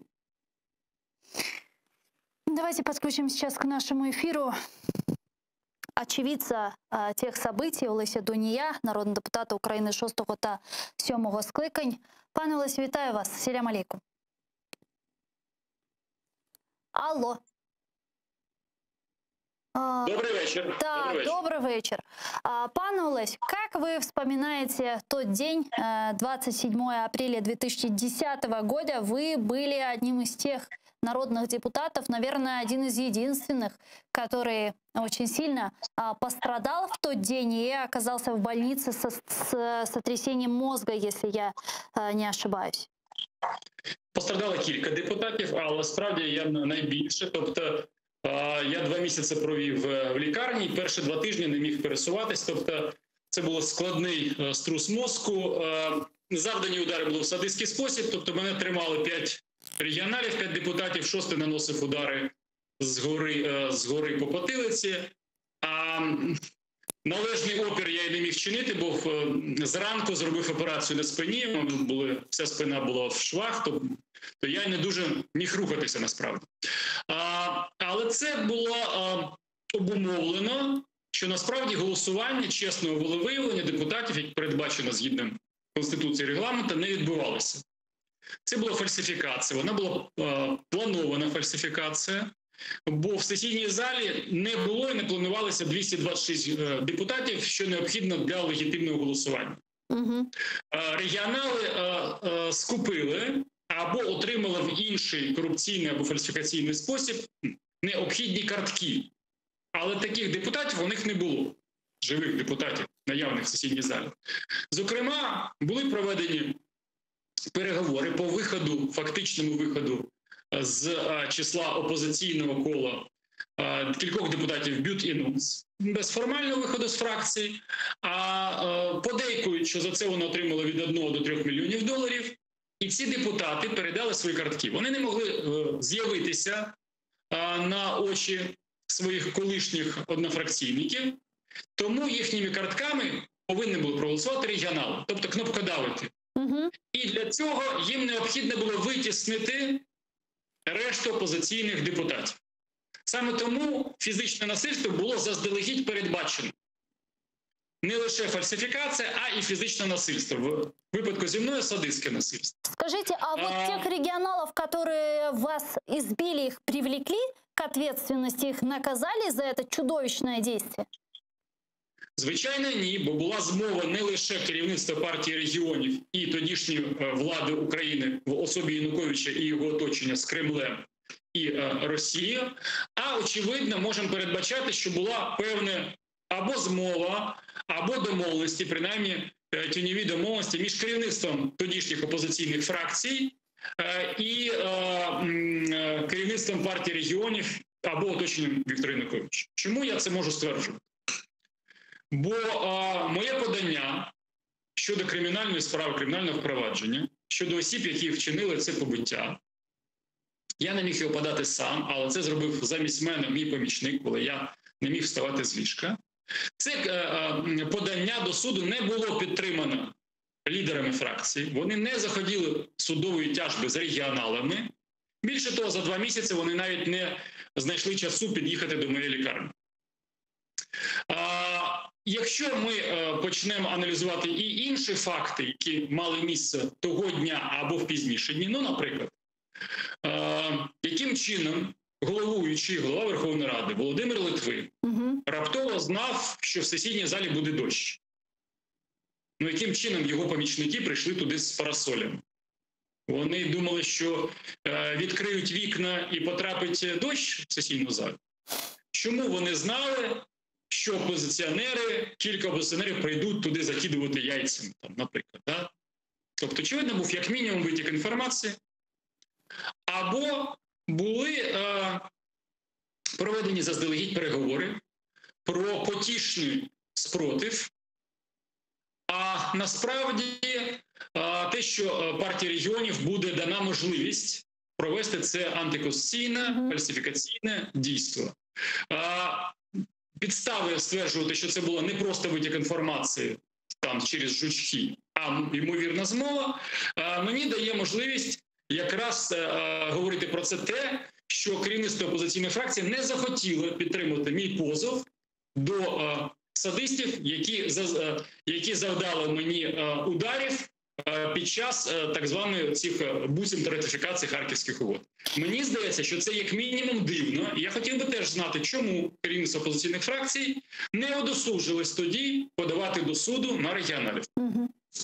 Пане Олесю, вот среди тех, кто голосовал за ратификацию этих Харьковских соглашений, что было больше?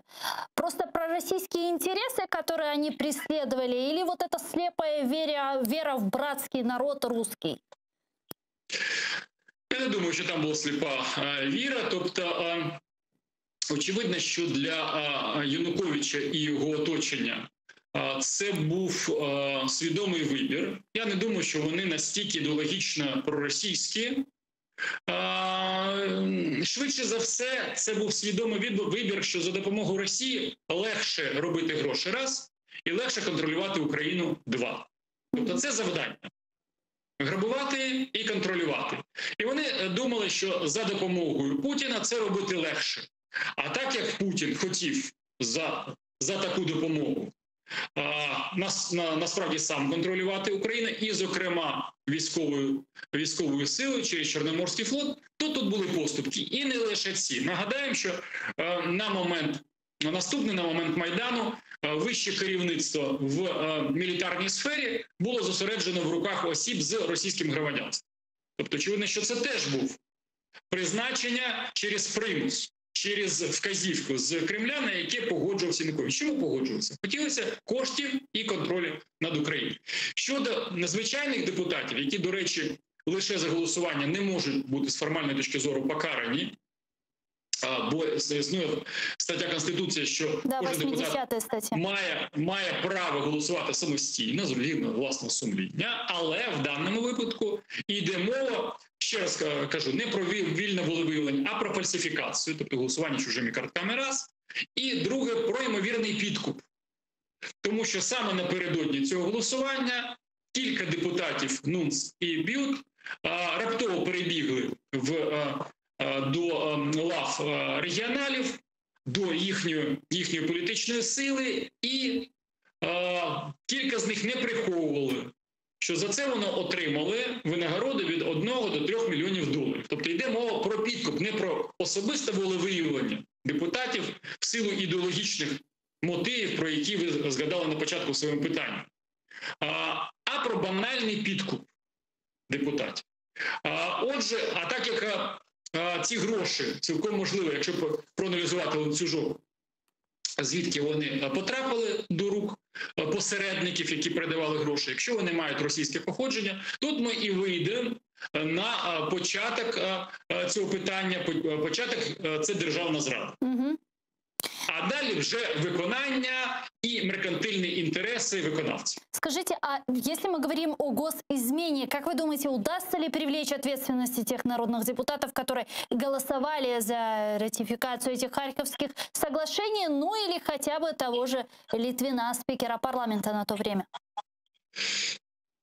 Я страшенно підтримую саму ініціативу РНБО, тому що я перший був з депутатів, хто почав говорити про необхідність покарання винуватих фальсифікацій і садистському побитті, тобто відразу після самої так званої ратифікації.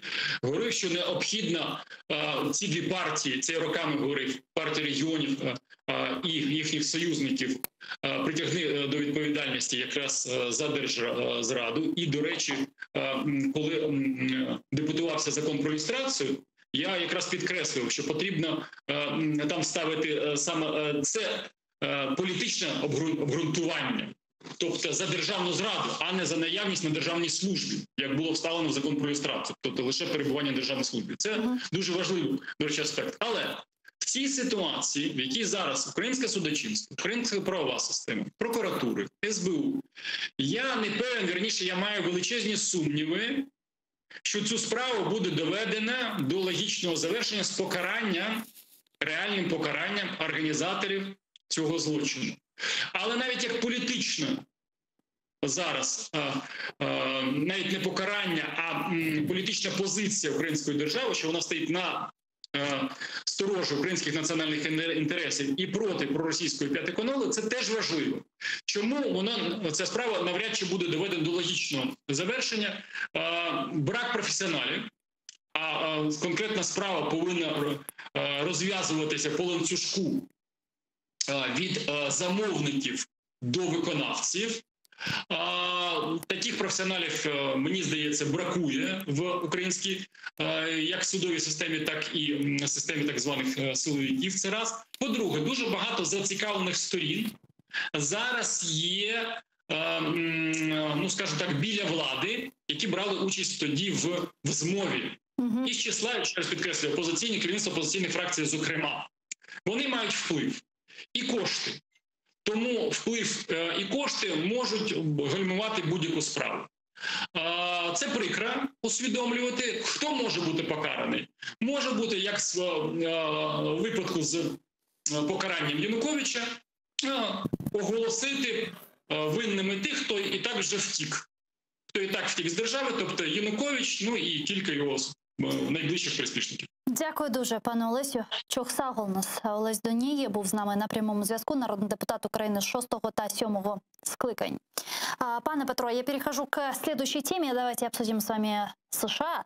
Там днями группа американских аналитиков из числа дипломатов подготовила для администрации Байдена стратегию по Украине. В документе говорится о том, как нынешнему главе Белого дома выстраивать отношения с незнакомым, с доселе незнакомым ему руководством нашей страны. В плане заявлено много позитивных для Киева вещей. Это активное участие США в процессе урегулирования военного кризиса на Донбассе, предоставление Украине статуса главного партнера США вне НАТО, выделение больших средств на оборонные нужды страны, поддержка крымской платформы, видение более последовательной санкционной политики в отношении России. Рассчитываете ли вы на вышеуказанные предложения, которые сделали американские аналитики?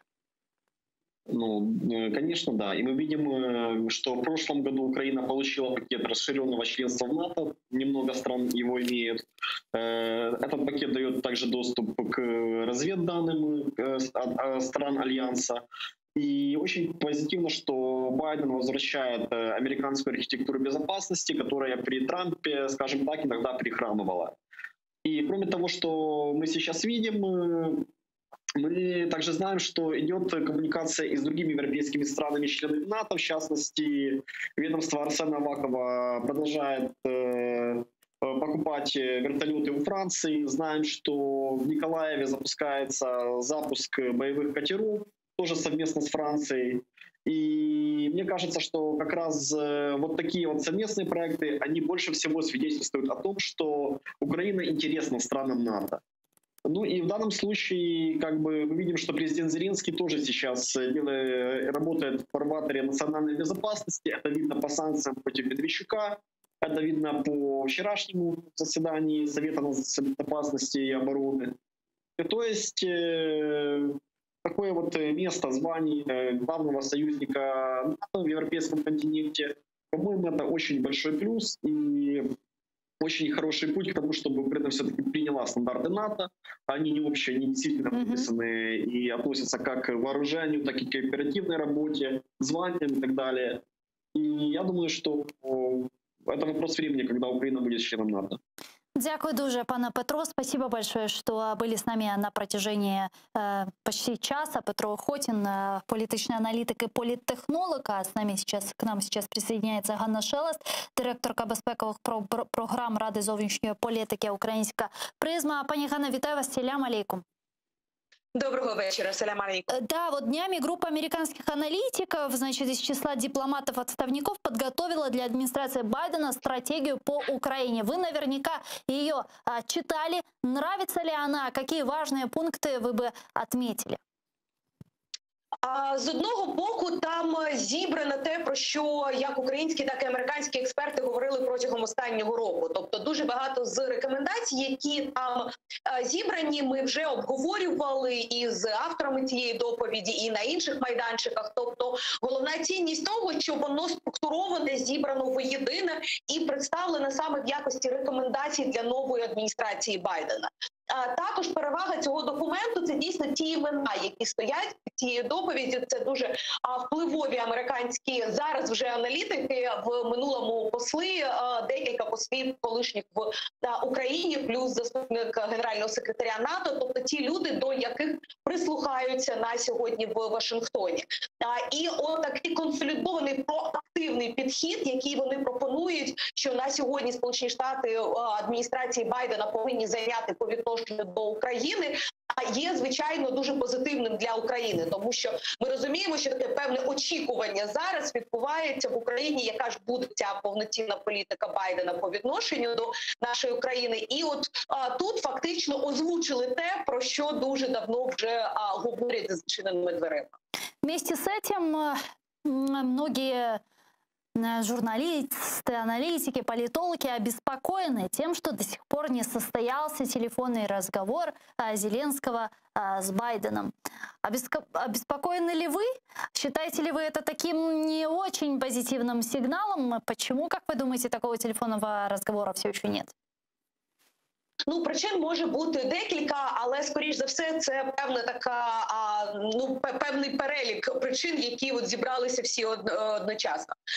По-перше, це, звичайно, пріоритетність певна тих завдань, які є. Ми розуміємо, що внутрішньополітичні завдання і завдання налагодження трансатлантичної єдності для Байдена на першому місці.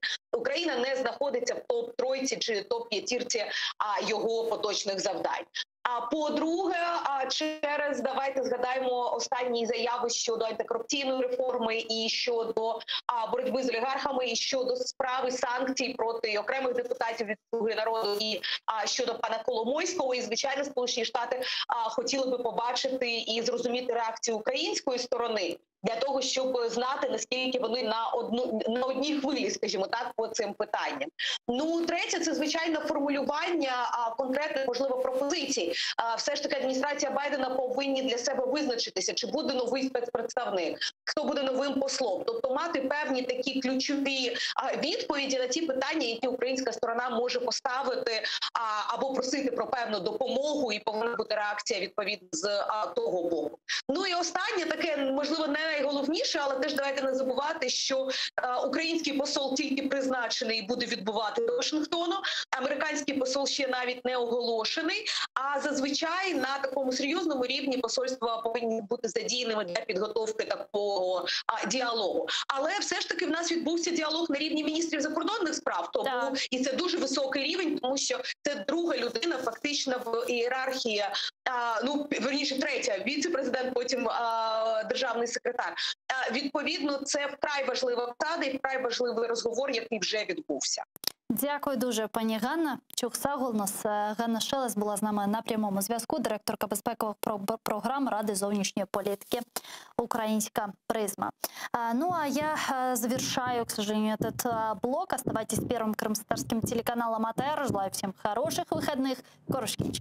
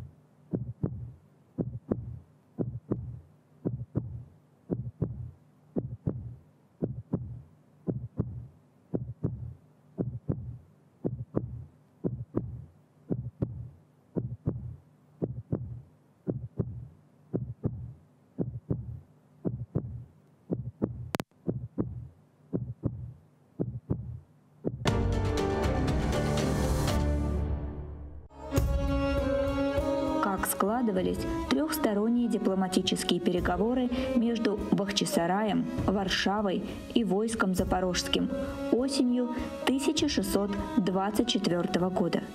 И к какому решению пришли стороны? Поэтому, когда пришло известие, что коронный гетьман Станислав Конецпольский разгромил буджакцев и заставил их отступить, в Бахчисарае намекнули послу, что благодарны польскому гетьману. Смотрите в программе «Алтын-Девыр» в цикле «История династии Гераев» в эту субботу, 13 марта в 17:35 по киевскому и 18:35 по крымскому времени на телеканале АТР. Мухаммед Герай III, часть 7.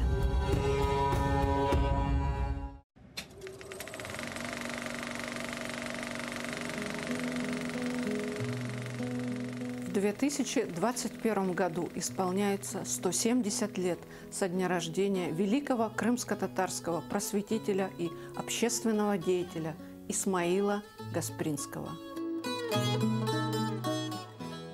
О нем написано множество книг и статей, однако в советское время его труды были запрещены. Деятельность Гаспринского обширна и многообразна.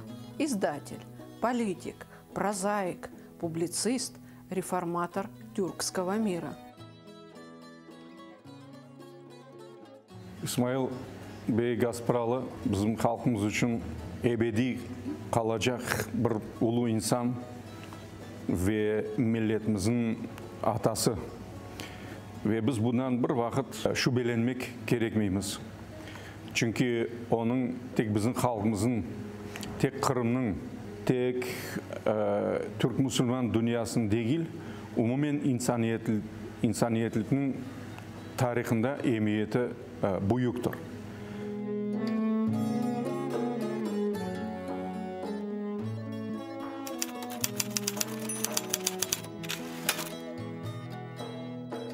Смотрите «Выходные» в программе «Тарих Седасы» с Гульнарой Бекировой на телеканале АТР.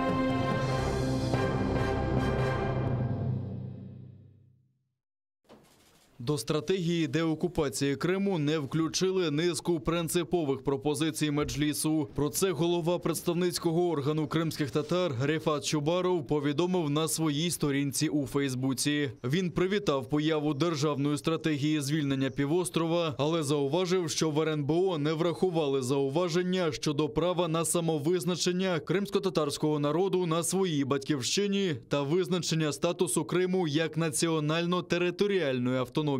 Секретар РНБО Олексій Данілов лише пообіцяв, що всі пропозиції Меджлісу опрацює Кабінет міністрів при розробці плану реалізації стратегії деокупації Криму. Прикро, що у прийнятій стратегії деокупації і реінтеграції окупованої території Автономної Республіки Крим та міста Севастополя наші міжнародні партнери поки що не знайдуть чіткої відповіді на питання про те, яким буде статус Криму після відновлення державного суверенітету України над Кримським півостровом. І наскільки цей статус дозволить забезпечити державні гарантії збереження і розвитку на своїй землі корінного кримсько-татарського народу. Відкрита частина плану ще не опублікована, але міністр закордонних справ Дмитро Кулеба називає стратегію чітким сигналом до західних партнерів. А керівник Центру журналістських розслідувань Валентина Цамар вважає документ важливим кроком, але який потребує доопрацювання. На жаль, найбільш вразливими знову рецидивно проявились моменти, які сприяли окупації Криму. Так, спостерігаємо відсутність чіткої позиції щодо статусу кримсько-татарського народу і форми автономії після деокупації. Крім того, щодо економічної політики. Колишній заступник представника президента в Криму Ізет Гданов називає стратегію авантюрою та не вірить в бажання влади звільняти окупований півострів. Цікаво. Закриття телеканалу АТР у відкритій частині стратегії деокупації Криму або в таємній. Очільник Інституту стратегічних чорноморських досліджень Андрій Клименко закликав читати план між рядків і дивується, чому документ розробили тільки на 8-му році війни. Тої ж думки і заступниця постійного представника президента в Криму Таміла Ташева. Звичайно, що буде опубліковано все, крім розділу чи пунктів під грифом «таємно». Крім того, навіть опубліковану частину треба буде вміти читати між рядків. І тому не треба чекати, що буде опубліковано покроковий план, як ми будемо повертати Крим. Але процес пішов. Пішов непогано. Можете повірити на слово. Мені досі цікаво, чому не підписувався в попередні роки указ по Дню спротиву 26 лютого. Не було створено Кримську платформу та розвиток та підтримку кримсько-татарської мови. Не було затверджено публічної стратегії деокупації Автономної Республіки Крим та міста Севастополя.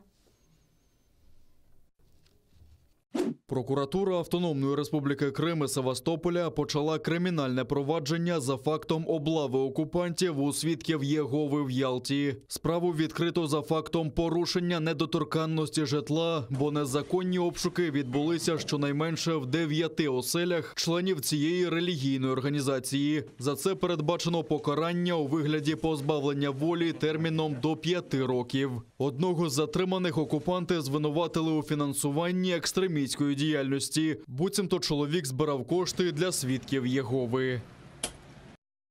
З початку окупації півострова діяльність релігійної організації «Свідки Єгови» в Криму була незаконно заборонена. Її прихильники не мають права на зібрання і піддаються систематичним незаконним кримінальним переслідуванням.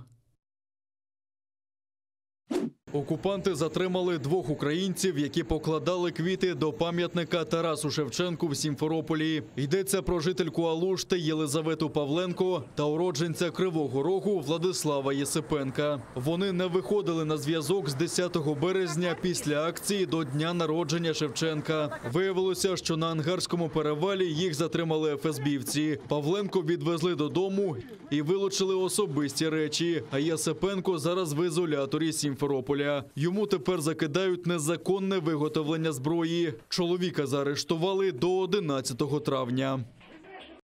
Одного українського воїна поранено на Східному фронті. Це сталося поблизу Новозванівки на Луганщині, де окупанти відкривали вогонь з гранатометів різних систем та стрілецької зброї. Боєць об'єднаних сил дістав уламкове поранення. Він у задовільному стані та був терміново ушпиталений, кажуть у штабі операції. Крім того, ворог відкривав вогонь поблизу Пісків, Талаківки та Пищевика. На всі ворожі обстріли українські військові відповідали вогнем. А за даними розвідки, окупанти проводять посилені злагодження під наглядом московського командування.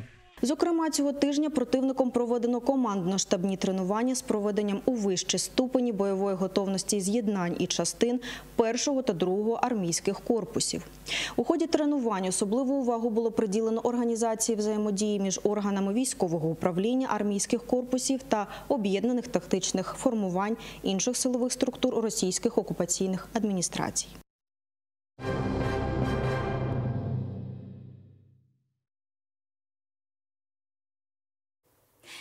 Селям алейкум, ми продовжуємо телемарафон «Сейф АТР». Це музикальний концерт в музичному форматі, онлайн-концерт в підтримку телеканалу АТР, гостем якого сьогодні буде соліст оркестру «Наоні», бандурист-новатор, композитор Георгій Матвіїв. Селям алейкум. Доброго вечора. Як настрій, Георгій? Фантастичний. Клас. Сьогодні ви підготували класну якусь програму. Розкажіть про це. Так, сьогодні слухачі і ті, хто добре знає бандуру, і ті, хто, можливо, почує вперше, вони будуть здивовані можливостями цього інструменту. І хто чув бандуру раніше, можливо, відкриє її для себе по-новому. А в чому сьогодні буде таке новаторство вашої бандури? Я виконую програму власної авторської музики, і слухачі інколи будуть помічати якісь, можливо, нехарактерні для бандури і прийоми гри, і стильові якісь моменти. Ви вже давно граєте на бандурі? Я почав грати на бандурі за дуже дивних обставин. Ще коли я був маленький, я розкажу про це. Да? Мене батьки повели на хор в 5 років. І керівники хору сказали, ви знаєте, ви можете хлопчика водити на хор, але він музикою не буде займатися. І мене батьки, коли вже фахівці кажуть, вони їх послухали, мене забрали, а в мене дуже була така сильна схильність до математики. Я полюбляв все вимірювати, обчислювати. І саме за успіхи в математиці мене віддали до Миколаївського муніципального колегіуму. Це загальноосвітня школа з поглибленим вивченням математики. І саме там проводили цікавий експеримент. Хлопчиків, в кого були найкращі оцінки з математики, віддавали на самодіяльний гурток по бандурі. І саме там я дізнався про цей інструмент. От такий шлях. Але ви українець за походженням? Я народився в сім'ї в грузинській родині. Проте я народився в Україні, і я себе, безумовно, відчуваю українцем. Супер. Сьогодні у вас, я бачу, дуже такий гарний амулет. Що це таке? Розкажіть. Так, це амулет, він символізує стихію вода. Цей амулет і цей костюм, який ви бачите на мені, він був створений для музичного етно-фентезі-шоу «Володарі стихій». Його автором є і ідейним засновником Олесь Журавчак. Він грає на етнодухових інструментах. І цей проєкт, він спільно з оркестром НАОНІ. НАОНІ – це Національний академічний оркестр народних інструментів під управлінням генерального директора цього колективу Віктора Гуцела. І саме цей проєкт себе являв і являє зараз. Це є тандем оркестру, який символізує музичні зерна мелодії, і 4 солістів, які втілюють і символізують стихії, 4 стихії. Вода, вогонь, повітря і земля, відповідно. Так. Супер, дякую. А сьогодні першою нашою піснею буде кримськотатарська пісня. А загалом, скажіть, будь ласка, коли ви познайомились з кримськотатарською музикою? Як любитель, в принципі, різноманітної музики, я досить давно я вже слухаю і кримськотатарську музику, і я слухаю багато різної музики. Але як виконавець, я, в принципі, десь в цей період, зараз 3-я річниця, як я вперше виконав кримсько-татарську пісню, між іншим, в дуеті разом з вами, в програмі Gently Studio, тобто жива студія. І зараз буде наступний цікавий, я маю надію, для слухачів, цікавий досвід. Наступна наша, точніше, перша наша пісня, кримсько-татарська народна пісня, її дуже полюбляють наші співвітчизники. «Емсі Версен, емсі Вмесен».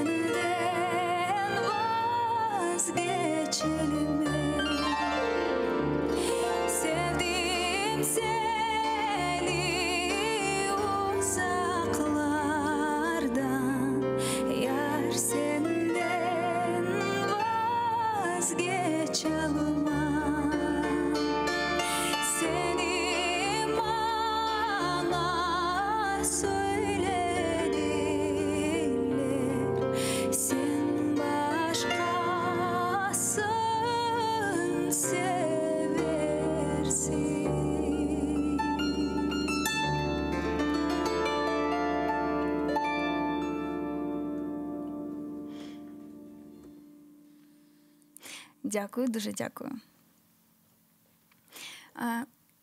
Так, мікрофончик треба взяти. Дякую, Георгію. Ви підтримали телеканал АТР. Дуже так з радістю прийшли до нас сьогодні в гості. І я хочу спитати вас про наступну композицію. А зараз я вас залишу з слухачем наодинці. Передаю вам слово. Зараз ви почуєте програму моєї авторської музики. Я маю надію, що вам сподобається. І перші дві композиції, які ви почуєте, я взагалі буду намагатися побільше грати і поменше говорити. Це зараз я тут. Це буде «Коли я думаю про тебе» і одразу після цієї композиції «Занурення». Приємного прослуховування.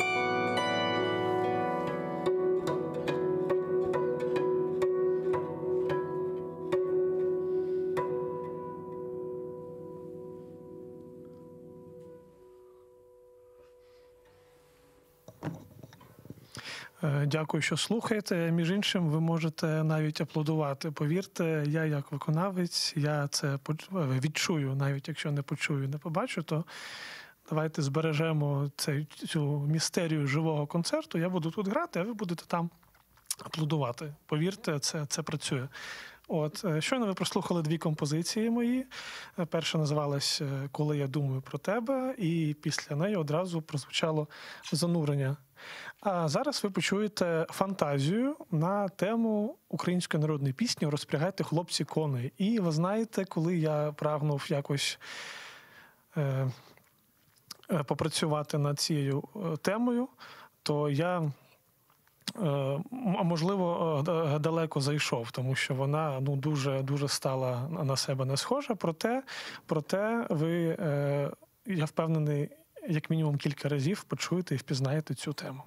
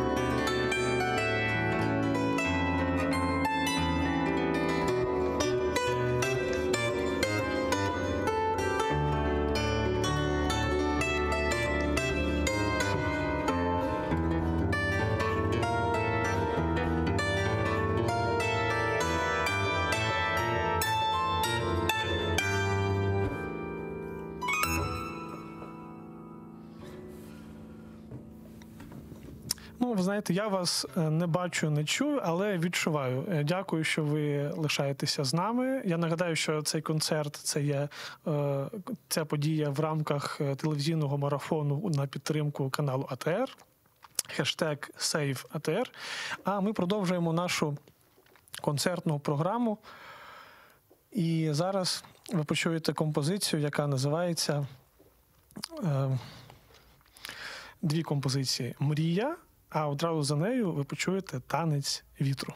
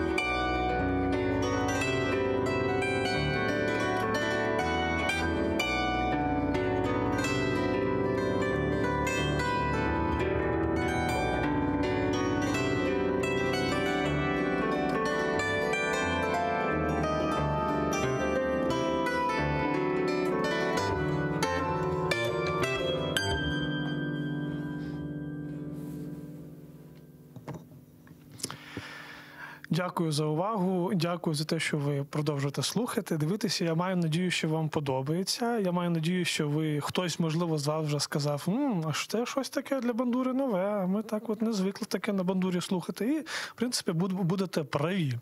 В продовження програми ви почуєте зараз композицію, яка називається «Не йди».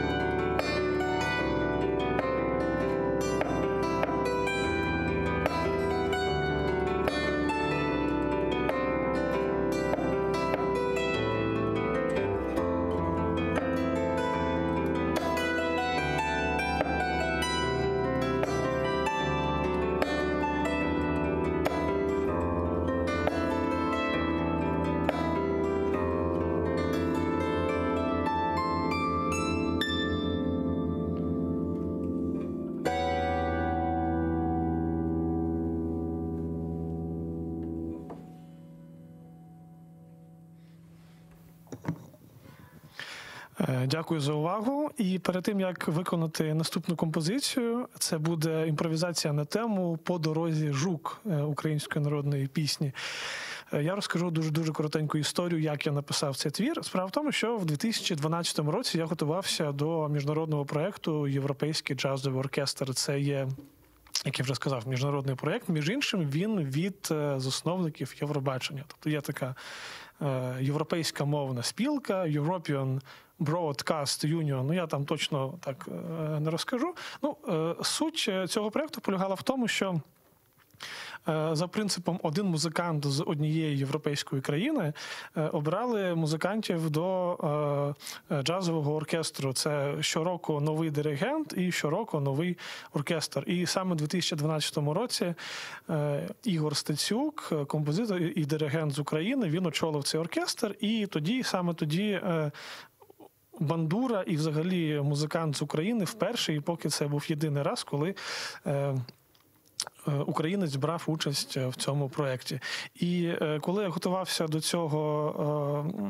цього проєкту, я практично не грав своїх творів, я грав тільки оркестрові партії, тому що було дуже мало часу на це, а мене запросили на фестиваль бандуристів, і треба було там щось заграти. І я зрозумів, що там 2 композиції я, в принципі, пам'ятаю завжди, а третю, мені просто не було що грати. І те, що ви зараз почуєте, це буде композиція, яка фактично була створена там за півгодини до виходу на сцену, просто за кулісами. І ви знаєте, це був такий неочікуваний для мене успіх і така позитивна реакція публіки, що я навмисно, вже пройшло скільки років, я навмисно в цій імпровізації майже жодної ноти не змінював. Тобто зараз ви почуєте саме в тому вигляді цей твір, в якому він був тоді написаний. Композиція написана за півгодини, імпровізація на тему «По дорозі жук».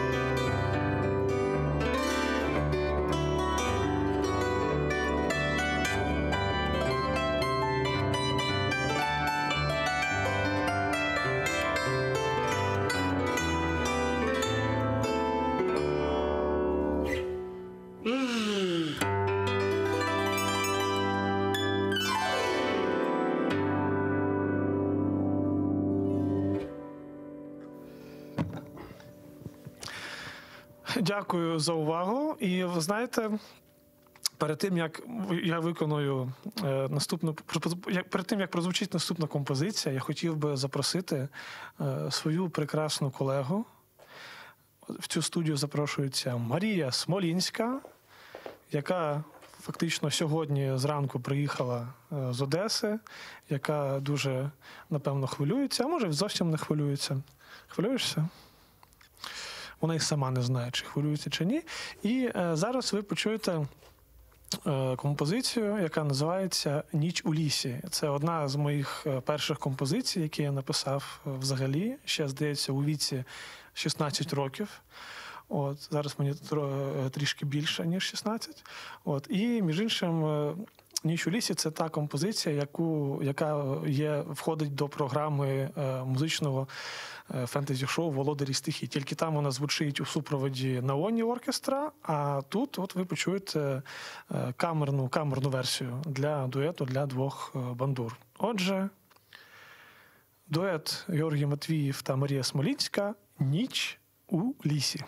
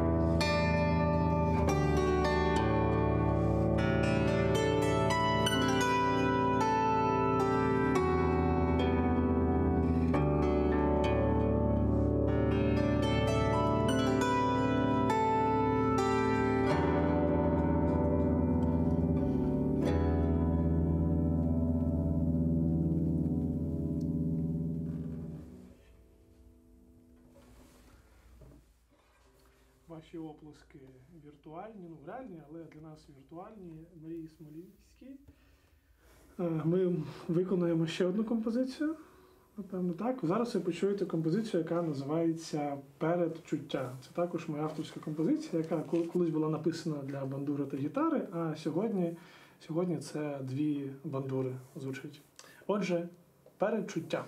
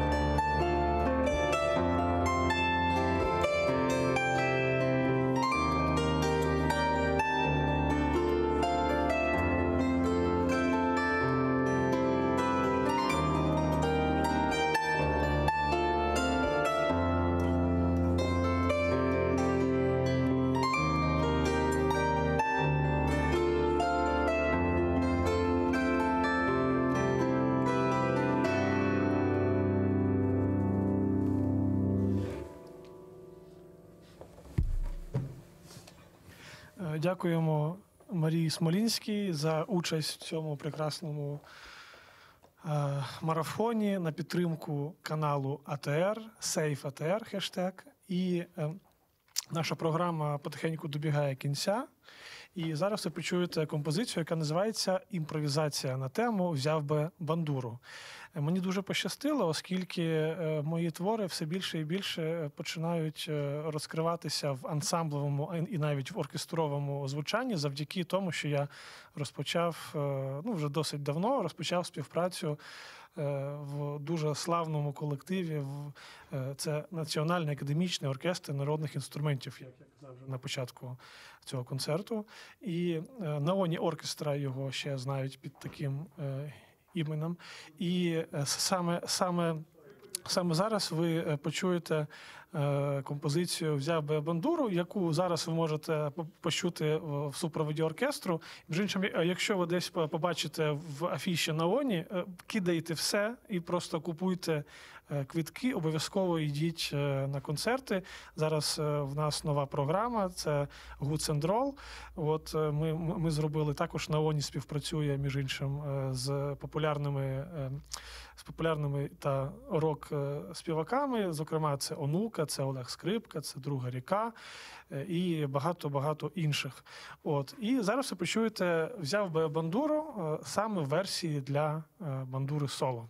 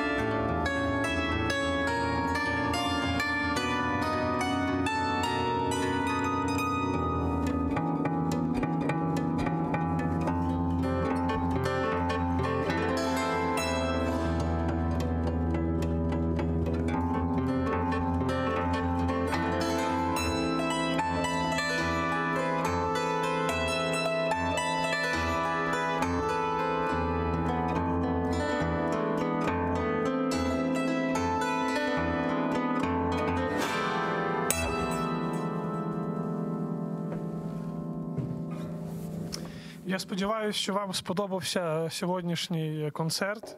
І Я хочу подякувати абсолютно всім, і хто з самого початку слухав, і хто доєднався до нас в процесі концерту.